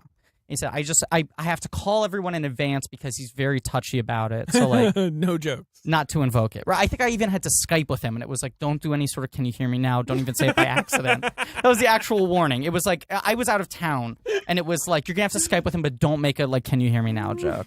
And he ended up making the movie, I believe, and it didn't really land anywhere. But that stuck with me, oh, he's really kind of burdened by this Sure, thing that he but doesn't know Can what You to Hear do Me with Now? his career. Please. And then seeing him appear in the rival Sure. sorry. company commercial That's it. He's given up. depressed me Right. so hard because it Yeah, was like he's just yeah. fucking fine. But But he's that making so moolah, much money. Bills. that moolah. Yeah. So the end of the film Is beautiful, and I think what sold me on the movie originally. is good. And it was the first time I'd ever heard Sigur Rós, I believe. Yes, it ends with secret, but it ends first. We must say, Tom Cruise just starts screaming tech support at the top of his lungs. It's a good over and over vibrations. He again. takes off his It's a good mask very vibrations. slowly. His That's face is right. really fucked up. Yeah. And he screams good vibrations, which before I had seen this movie, I was flipping through the channels and went, "Oh, Vanilla Sky, that's that movie with Tom Cruise and Penelope Cruz, right?" and then landed on him slowly handshaking, peeling the mask off as good vibrations flared, and he ran around an office screaming tech support with one dead arm. And I went, wait, this is that movie? Sure is. I'm picking. Yeah. So Noah Taylor Noah shows Taylor up again, greets him, and then they take a long elevator ride It's together. a long elevator ride. While Noah Taylor explains the movie. The Great Glass Yes. Elevator. Noah Taylor and the Great Glass Elevator. Yeah, exactly. That was the original he's working playing a title. vermicious knid. Vermicious That's a real deep Roald Dahl. Great Glass Elevator. Rolling in the doll. Oh, that's right. Yeah. So explains the movie to him. Yep. That Tom Cruise, after the night at the nightclub. He almost died or did die. Well, so at the At nightclub, yeah. It's a nightclub. he collapsed, woke up the next day, went to this cryo freezing place, was like, give me the deluxe lucid dream package. Yeah, I don't want to sure. live anymore. Right. And then he bought this package, and then he killed himself. Yeah. Overdose on pills. They were able to and- just save him in time, it seems like. Or they thought they could reverse the death. Yeah, if they it's freezed him now. confusing. But he OD'd and whatever. He had like 2% mental energy left, and they hooked him up and plugged him in and dipped him in the ice. yeah, It and was there like he is. in Independence Day Like Walt Resurgence where they almost get our mantle, but they just miss it. Right. Right at the end. Yeah. And then the movie's like, we're fine. Yeah. Even though a hole has been driven to the mantle of Earth. Travis Yeah. Pope. But there's like 2% of Earth's crust left. Yeah, Travis Tope. I'm excited for the special Travis Tope episode. Oh, you're Of this coming podcast. back for that one. That's our next main series, is Travis yeah, Pope. yeah. Well, he's in a lot.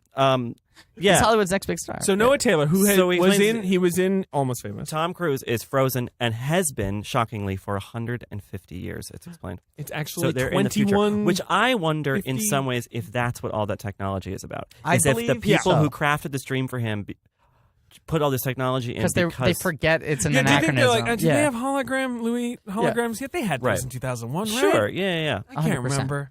I guess that's before, though. Did they have Diaz bots? Oh, but that's the thing. Oh, we don't Is it really know hologram? when anything was. So, and then everything we've seen, whether it's them walking down the street, Sure. which is just crafted from Tom Cruise or David Ames for loving a Bob Dylan album. Yep. Jules and Jim, like Is all of Penelope Cruz's behavior. Yeah. Yep. And her coats. The Vanilla Sky comes from the Monet. Yeah, Yep. the scene And, where Nicolas Cage is yelling in Italian as Captain Crow's mandolin. His favorite movie. Yep. And you've got Kurt Russell as Atticus Finch. That's and- right. Yeah, all that stuff. Yeah. And Noah Taylor, he was just a big Shine fan, so he was like, I want my tech support to be Noah Taylor. Can I I want him ta- to be young Shine. Can I talk about a sequence I liked? When they show Tom Cruise trying to commit suicide, overdosing on the pills. Yeah. And his life But I want flashes. customer service to be Armin Mueller-Stahl. No, Yeah. Go ahead. Yeah. His life flashes before his eyes, and it's a mix of like moments from his life and pop culture he loved. yeah. I think that's a very Crow moment. Yeah, that's what Cameron Crowe thinks his death is going to be That's like. 100% what my death is going to be like. And It's going I to be found it- equal measure the person who dumped me 2 days ago Yeah. and Toy Story. And Don't they do it when he worry jumps off about the it. building too. And like Yeah. I found that montage of images, both personal and pop culture to be moving at Very the time. moving. And today I was sitting on the couch, kind of like, this movie is sort of sillier than I remember. And then that sort of grabbed you. last bit, elevator on up when they get to the roof, and he has good. to make this big decision. It choked me up. It's a very red pill decision, by the way. Oh, yeah. He's, You know? he's a total red pill Yeah. movement kind of guy. I sat forward on the couch, turned the volume up because my Cigarro song that I like was playing, and I think those last 15, 20 minutes are really effective. I do too, and I like, Crow obviously cares about pop culture a lot. That's how he got into everything, was Yeah. being a fan first of these things and being someone who's very emotionally affected by art and wants to make art that's very emotionally affecting. And I do like that the movie is about a guy who just, like, his life collapses and he just goes, like, just put me in that movie I like. Sure. Make it feel like That's that a good song. read. That's a good Yeah. read. You know? I That's think true. I That's want this true. movie to be more sci-fi. I think it would probably have me more. I think if they had, because the sci-fi elements are what grabbed me the most. I think this movie's problem is it doesn't introduce it early enough. Yeah. I agree. Even if it doesn't have to be explicit, but I think that the hints about the existence of this, it needs to be woven into the texture of the movie sooner, because They're a little clunky. it just feels like kind of like a Deus Ex Machina It's at the the very end of the biggest movie, info because dump, nothing yeah. there's nothing in the movie after it.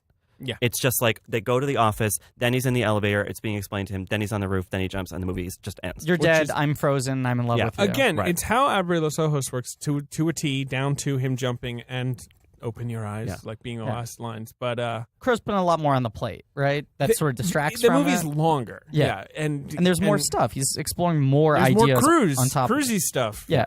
Okay, so here's the thing I really like about this movie. This is my read. In addition to the fact that it's a movie about a guy who, wants to live in a movie, I think what's fascinating about this film is that, like, the first 30 or 40 minutes are, like, full tilt Crow. Yes. It's like, here's a guy who just, like, has this charmed life.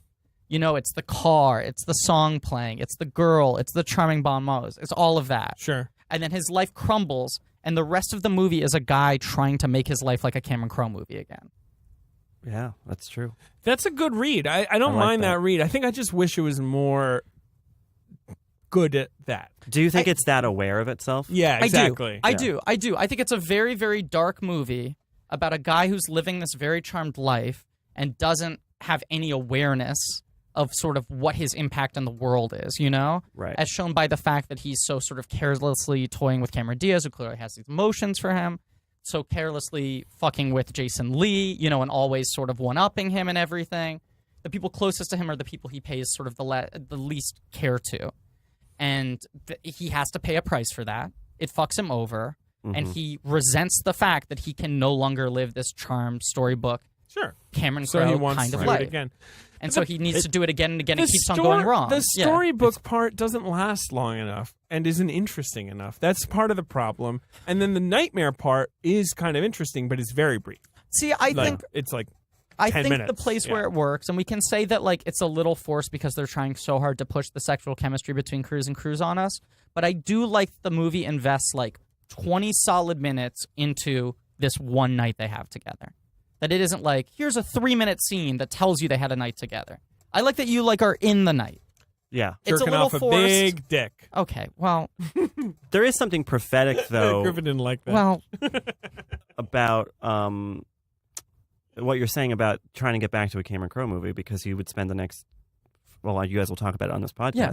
He'll spend the next 15 years trying to 15 do years. just that. and also Cruz would spend the next 15 years trying to get back to the Cruz in the first 30 minutes of this movie. So this Yeah, but movie, in Cruz made some that good light, movies. is he Cameron did as Crowe well. didn't, He right. did as well. Yeah. I agree, 100%. But it also is the movies got better when he stopped trying to be Yeah. 33-year-old Tom Cruise, who everyone Yeah. loves, This and is- started playing the tension a little more of his persona. It's kind of heartbreaking to think about the movie in that context, you know? It's Yeah. like You. these two guys who didn't know that they were making a movie about their future. Yeah, Ooh, maybe they're going to You know? wake up.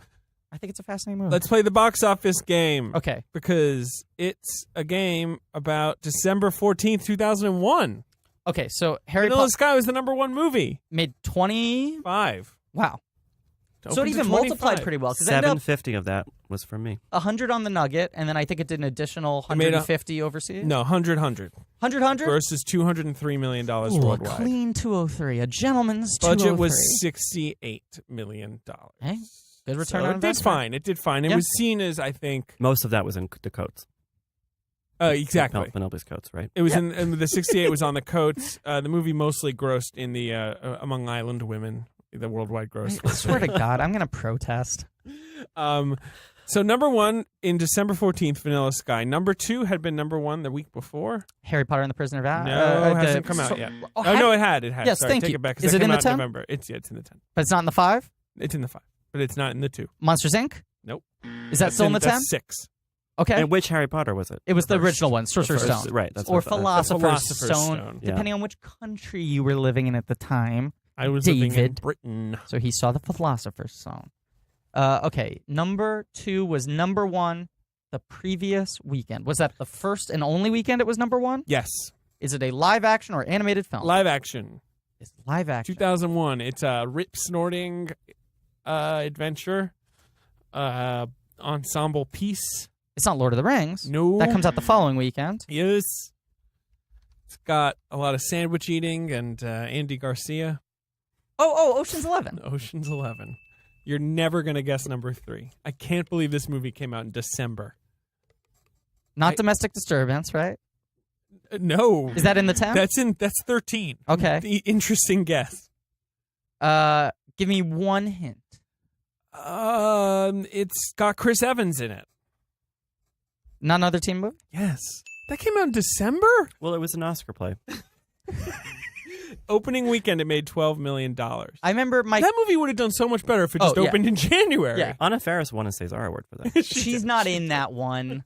Is she not? That Scary Movie. Oh, sorry. The female lead in another teen movie is Kyler Lee. It is Kyler Lee, of course. Fuck. Well, now- Would have been a great joke, Richard. Now the star of Supergirl. hey, look, the French gave Anna Faris a César award for it. If she's not in it, I don't. She it's not- accepted it. Look, She showed up. take that up with the French. Your joke wasn't wrong. Their award was. That's right. You've got Harry Potter in there. Number 5, you've got Behind Enemy Lines, the Oh, yeah. Owen Wilson war Yeah, film. yeah. Remember when Owen Wilson was in a war film about Bosnia? Remember when they remade that as Stealth and Jessica Biel played the Behind Enemy Lines part? Have you seen Stealth? Yeah. You remember that movie's the craziest movie. Isn't there a football involved, or is that Behind Enemy Lines? That's Behind Enemy That's Lines. Behind Enemy Lines. Stealth is the one where one of the planes just turns It's into a robot. Oh, that's right. And, like, and starts Jessica killing Biel, them. is And in, Josh Lucas. sure. And Jamie then Jamie Foxx. Foxx is the third lead, and he dies first. And you're like, What happened? And it was right after he won the Oscar, and Yeah, they sold you're it like, as a Jamie Foxx what? movie. Yeah. That killed Rob Cohen's career. yeah. Monsters Inc. is in there. Spy Game with Pitt and Redford. A movie yeah. that I come back to all the time. It's I a love Tony Scott film, right? Love that movie. It's Never a good seen movie. and Good I movie. think that Catherine McCormick should have been a bigger star than she is. Yeah. What happened to her? I don't know. You want to hear a really... Spy Game was not a Charlotte huge hit. Rampling has a great little part in that movie Yep. too. Spy Game was a big disappointment. It Yeah. made $60 million. But that was Redford Pitt. People thought it was going to be big. It's too smart. I think too dark. You want an interesting fact about Behind Enemy Lines? They hired Gene Hackman for that first, Sure. and he had just done Royal Tenenbaums. Yeah. And they didn't have a lead, and he was like, "Oh, you should hire this guy." Right. For the Royal this Tenenbaums. Royal Tenenbaums guy. Owen Wilson got hired. The one movie where he was like a straight action star. He's pretty good in it. Yeah, he's it's pretty not good a in it. bad movie. I No. saw it in theaters. Me It too. ends to Ryan Adams' The Rescue Blues. Doesn't Yeah, it's a funny little thing. All right. He's made, behind like- enemy lines. They've made like 5 direct. Yeah, it's like sequels to that Jarhead. movie. There's all Yeah. these fake sequels to it okay. that just used it for some reason. Yeah. And Gene Hackman's in all of them. Yeah, of course. With Eugene Levy as Jim's dad from American And Anna Pie. Faris. She won a César for that. Has Tenenbaums come out yet? Tenenbaums comes out that very week on 5 theaters, and it grosses $276,000, which is pretty good. $55,000 screen average. Pretty great. Yeah. Black Knight with Martin Lawrence is in there. You've Yeah. got Shallow Hal, Ooh. and you've got Amelie in the top 10. Good job, Amelie. Wow. Anyway, it's a fun time. That's an interesting time. Now, just to give you a little, here's Penelope Cruz's career post Vanilla Sky. Okay. Waking Up in Reno. I don't even know what that is. Nope, never heard of it. Masked and Anonymous, the Dylan movie. Right? Oh yeah, wow. The movie that Dylan wrote. Gothica. Yeah. With right. Halle Berry? She's got a- yeah, and Robert Downey Jr. She's in that? She's like She's the like- MacGuffin. yeah. She's the crazy lady at the beginning of the She's like, movie. I'm crazy. I think the plot is that Halle Berry is a doctor and Penelope Cruz is a patient, and then she wakes up and she's in Penelope Cruz's place. Penelope Yes, Cruz that's is what like it's about. only in the first act of that movie. Oh, I see. Okay. It's like the Sophia Julia switch in Vanilla Sky that happens between Halle Berry and Penelope Cruz, where everyone's like, "No, you're that crazy lady who's always been here." Oh, I see. And she's like, "I'm not Penelope Cruz." Right. A lot of people saying they're not. Okay, yeah. Sahara. It's quite a run of crap. So, Yeah, this is a real. Sahara's with McConaughey. Clive Cussler, right? Yes. He Yes. sued them, right? Yeah, he's the 'Cause one they who- right. ruined his property. Yeah. Yeah. Because he had That all is the... a terrible movie. Yeah. That's the one that's directed by Breck Eisner? right? Yeah. Yeah, Sure. Michael Eisner's son. Oh, is that right? Yes. The linchpin of his lawsuit was that he considered the character to be semi-autobiographical, and he thought it was insulting for them to cast McConaughey. Oh, wow. That's pretty rude. Yep. And then McConaughey was in a real desert slide. at that Yeah. point. Oof. Yeah. Yeah. that was after Failure to Launch or before? I think that was before. Before. Yeah. I think that was before, and then you have Failure to Launch and Ghosts of Girlfriends Past. Where Jennifer Garner tries to strangle him with a sweater. I mean, with a scarf on the poster. She won a César for that. You know that movie was originally supposed to star. That scarf won a César for best scarf. Yeah. Do you know that movie was originally supposed to star? Griffin Newman. Ben Affleck. Imagine Yeah. if that poster now existed with Jennifer Garner strangling Ben Affleck with a scarf. So you've got And Lacey Chabert. so it's like 01 and really 99 or so to 2006 Voltaire.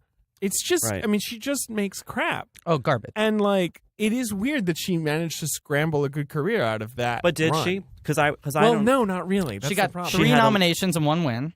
2, 3, yes, yeah. She got nominated for nine as well. Which is crazy. She got nominated. Really? Did she? She got did. nominated for Voltaire. She won for Vicky Cristina, and she got Cristina nominated is for in- 9. That's So crazy. it's after Voltaire again. She makes Elegy and The Good Night. So nothing. Yeah. And then Vicky Cristina in 2008, great. She makes Broken Embraces in 2009 and 9. So, okay, you know.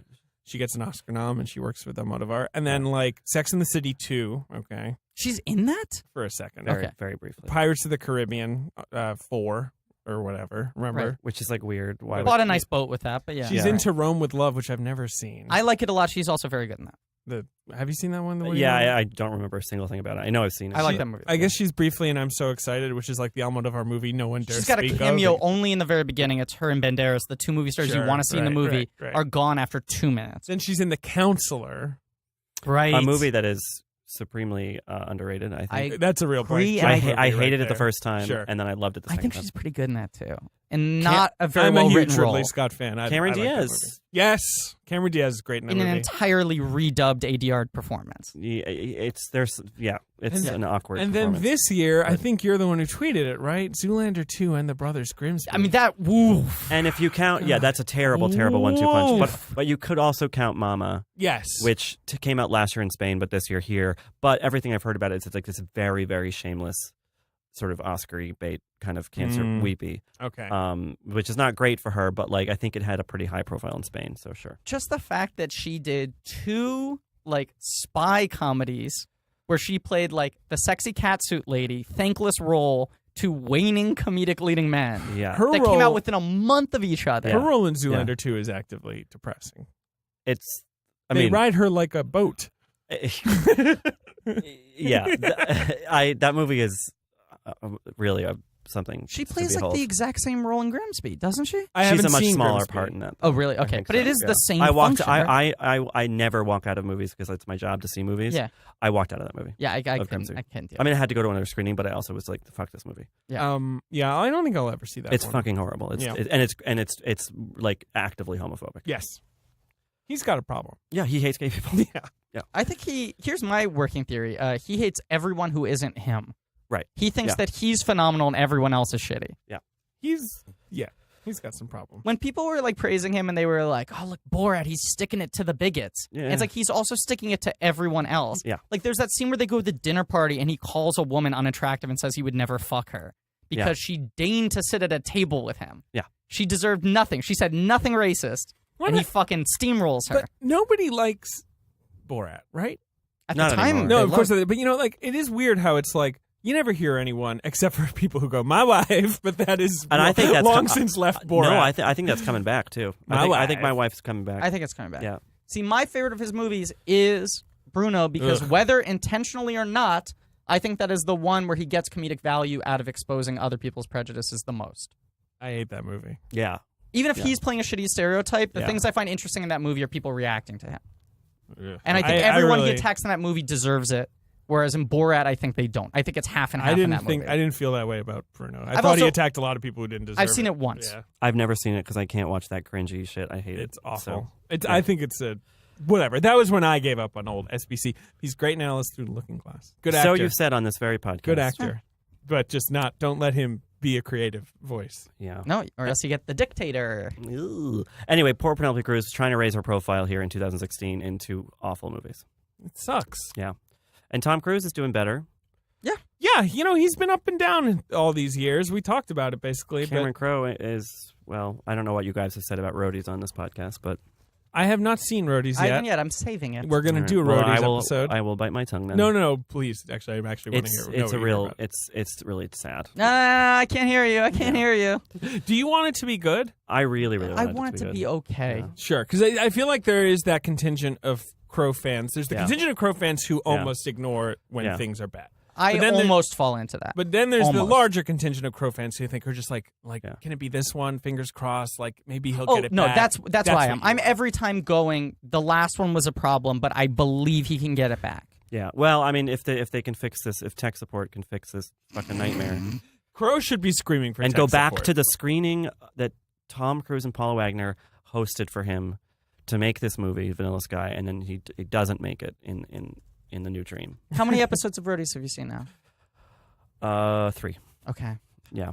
And There's it has, no way it's good. I almost said it has its moments. It literally has almost 0 moments. Okay, I can't. How do you talk feel this about anymore. I'm Aloha? gonna cry too much. My week's been too bad. Aloha kind of like does it for me at parts. Yeah. But Aloha- Roadies is just trying for that, and I like I can't a lot wait of people to in it. rewatch Aloha. I can't either. Oh, and It's there's gonna be people you like unbelievable.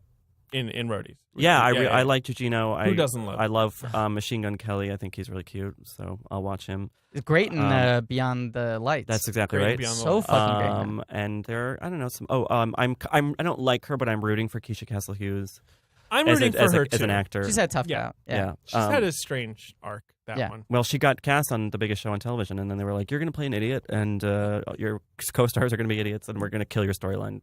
Yeah. unceremoniously. What show was that? Game of Game of Thrones. She's on Game of Thrones. Although Yeah, I think they're coming back That now, I guess. scene in Game Yeah. of Thrones, though, in the finale that just aired, where Diana Rigg's character Yeah. was like, "Oh, tell me about yourselves" to the Sand Snakes, and they're like, and she's like, "Actually, I don't care Actually- because you are useless people. Yeah, like, yeah. I don't care about you." And they're just like, Yeah, She was the queen of the universe Yeah. one time. Queen of Naboo. Yeah. "Oh, she was the Queen of Naboo." that's Queen right. of Naboo. So And anyway, she was Mother Mary Magdalene. Yeah. I mean, not Magdalene, Mother Mary. She was Yeah. Mary. Yeah, and she was also a real life unwed teen mother. that's true. Yeah. Yeah. Vanilla And the Sky. youngest best. Oh no, the second. Vanilla youngest. Sky C plus. Sure. I would say C Sure. for the bulk of the film. Right. B for the last 15 minutes. Pretty fair. And I have to say, I want to apologize to Brian Kazuska, Gail Ryan, Mary Joyce Retizos, and whoever else was with me in 2001 on the BC shuttle bus coming home from the Cleveland Circle National Amusements Theater. They were right. I was wrong. It's a bad movie. David, your ranking? Your Are they? rating? They listen every week. Yeah, I mean, I haven't spoken to really any of them in 15 years. But I'm pretty sure yeah. they're listening. It's good that you know all their names. Jesus. Well, I knew 3 of their names. That's pretty good. I don't think I could name 3 of the people I hung out with in like the first week of college at Right. all. I mean, I suppose. Your rating, David? Yeah, C plus. 3 out of 5. You ready for my rating? He's putting on sunglasses. A minus. That was something. A minus. Griffin has taken to prop comedy. Griffin is auditioning for Masked Anonymous 2 right now in front of us. Wearing sunglasses indoors. I'd say a B plus, A minus. I waffle. But yeah, you like this movie. I like this movie. I love your read on this movie, I gotta say. I like the read on the movie too. I would like to read it in written form if you ever wanted to write it. Yeah, you should. Well, you guys want to make some competing offers? I could pay you a You bucket guys of are fish heads. are bitter rivals, right? Who's gonna get old Griffo on the byline? Yeah, where it's like Mrs. Parker at the Vicious Circle over Yeah, there. come on. Make some bids for old Griffo. Oh my Seriously God. though, I just need a relationship right now. So if either of you want to, I know a good island woman you might oh like. great. Ooh. Yeah. Do you have a mandolin? Yeah, damn it! Damn it! He beat me to it. All right, Griffin. Well, it's about 6:15, so you should get Yeah, on I the got road. it. I got it. I I quick. have to go see Guys, Zac Efron. Ben? Guys, can Ben? I tell you my takeaway? Oh yeah, Please. you've been pretty silent this episode. Yeah. Yeah, I don't know. This movie put me in a weird mood. This didn't have any past technology. It had future technology. Well, no, there was a really cool moment with outdated ringtones. Yeah. But What's your read, Ben? so at least something I got out of seeing this again was striving to have a window of time in your life that you'd want to relive, like Tom Cruise did in this movie. Yep. So yeah, this is a terrible story, but I kind of feel like that's something to think about. Yep. I think about it too, and I'll think about it for months now that window has closed in my life. Thank you for listening. I'm doing great. You know what I'm really not looking forward to? What? Because we're recording these episodes in advance. Having to re-listen to me make references to how sad I am right now, 5 weeks from now when this episode's released. But you might be feeling better 5 That's weeks my from hope. now. That's my hope. I'm saying, so then 5 weeks from now I'll listen to it, You know, and I'll be like, this you guy. know, when my dad was my age, we were pointing missiles at each other, and we were about to blow each other up. You're saying the world, Russia and America? Yeah, You're saying it could be worse. could be worse. I agree. I was more like someone yesterday was saying to me, like, "Oh my God, like the world is fucking ending," which is like I think a reasonable feeling to have right now. Yeah. Like things feel a little apocalyptic. Yeah. But I was also like, you know, when my dad was like literally my age, like he was like a guy at a newspaper writing up a story that's like, Russia could bomb us any day now. Cuban Missile Crisis ongoing. Yeah, Griff, you could World's be a always rich ending. guy that gets into a car accident. Yeah, that's my hope. That's what I'm dreaming for.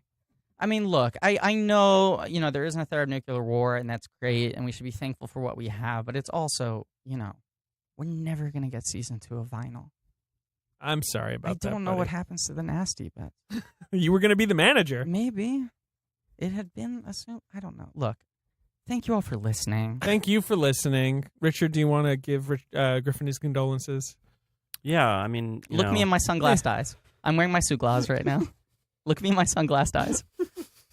Richard, I put sunglasses on over my headphones so they're not covering my ears, so they're just resting vaguely on my face. Indoors. Well, maybe you and I can be together in another life when we're both cats. Pack my things and gonna take you home. Look at my coat. It's a beautiful coat. Thank you, Richard. Richard, you. you're the best Thank guest. you guys for having me. What do you want from James Cameron? We just got to have you every time. I would like from James Cameron. Probably Aliens All right. Well, We'll talk. it's on We'll the talk. record. We'll talk. or True Lies. I don't know. We'll talk. Ooh, True Lie. We'll talk. Thank you for listening. We'll read reviews at some later episode. We keep on saying we're going Mark to do that. Hamill and we just run tweeted over. the word no. No one knows why. Yeah, he feels it. It's a bad time right now. Negativity, bro. I hear you, Mark. Ditto, Mark. Ditto. And by the way, of course, this episode has been written and narrated by Griffin Newman and David Sims. That's me. Why are we? I love the podcast. I do too. I just think that's the funniest You're thing. very good at that very specific. I love that podcast. It's incredible. Join us, won't you? Hard tea, baby. Hard tea. Tune in next week. We'll be covering the movie Elizabethtown. Very well. Ooh. Yeah. His voice. Who are you was doing very that crisp. I don't know. Probably just solo. You want to come back? No. Feel free to swing on by. I call it Lizzie Town. Yeah. Sure. Lizzie Toes? Sure. Maybe you can get Paula Baldwin. Dean's in that movie. Yes, Paula Dean is in that movie, right? Yeah. Oh, she plays Orlando Bloom, right? She actually plays the sneaker that he... So next week we'll be discussing... We never talked about the snowboard. Look, we got to do a second Vanilla Sky episode. We got to do the Vanilla Sky Reawakens. All right. Okay. I know you got to go, Griffin. Okay, I got to go. I got to go try to have a career. Next week we'll be discussing the sequel to Denim Invasion, Elizabethtown. Please tune in. Oh yeah. What about the Denim Invasion? We might do next week. Might be the Denim Invasion episode. Oh, you're right. Yeah, the Denim Invasion episode. Well, we recorded a whole episode about Cameron Crowe's The live episode. Gap ad. Yes. We did a live episode at the UCB Del Close Marathon. It's a 45-minute episode about a 30-second Gap commercial. Yeah, Ben, what did you think of that episode? That was okay. I mean, it's There's not like- really about the Gap commercial. No, at there's It's all. a lot about the Gap There's commercial. 25 minutes of George Lucas in it. It's all right. Well, spoiler alert, we do have special guests, John Everett Trowbridge and George Lucas, and a lot of live on-mic burger reports. Yeah, that's true. Tune in for that, and then we'll take And a then trip to Lizzie Elizabethtown Town, yeah. after that. And, As always, and, Griffin. And as always, you swallowed my cum. That means something. Boo. Yay!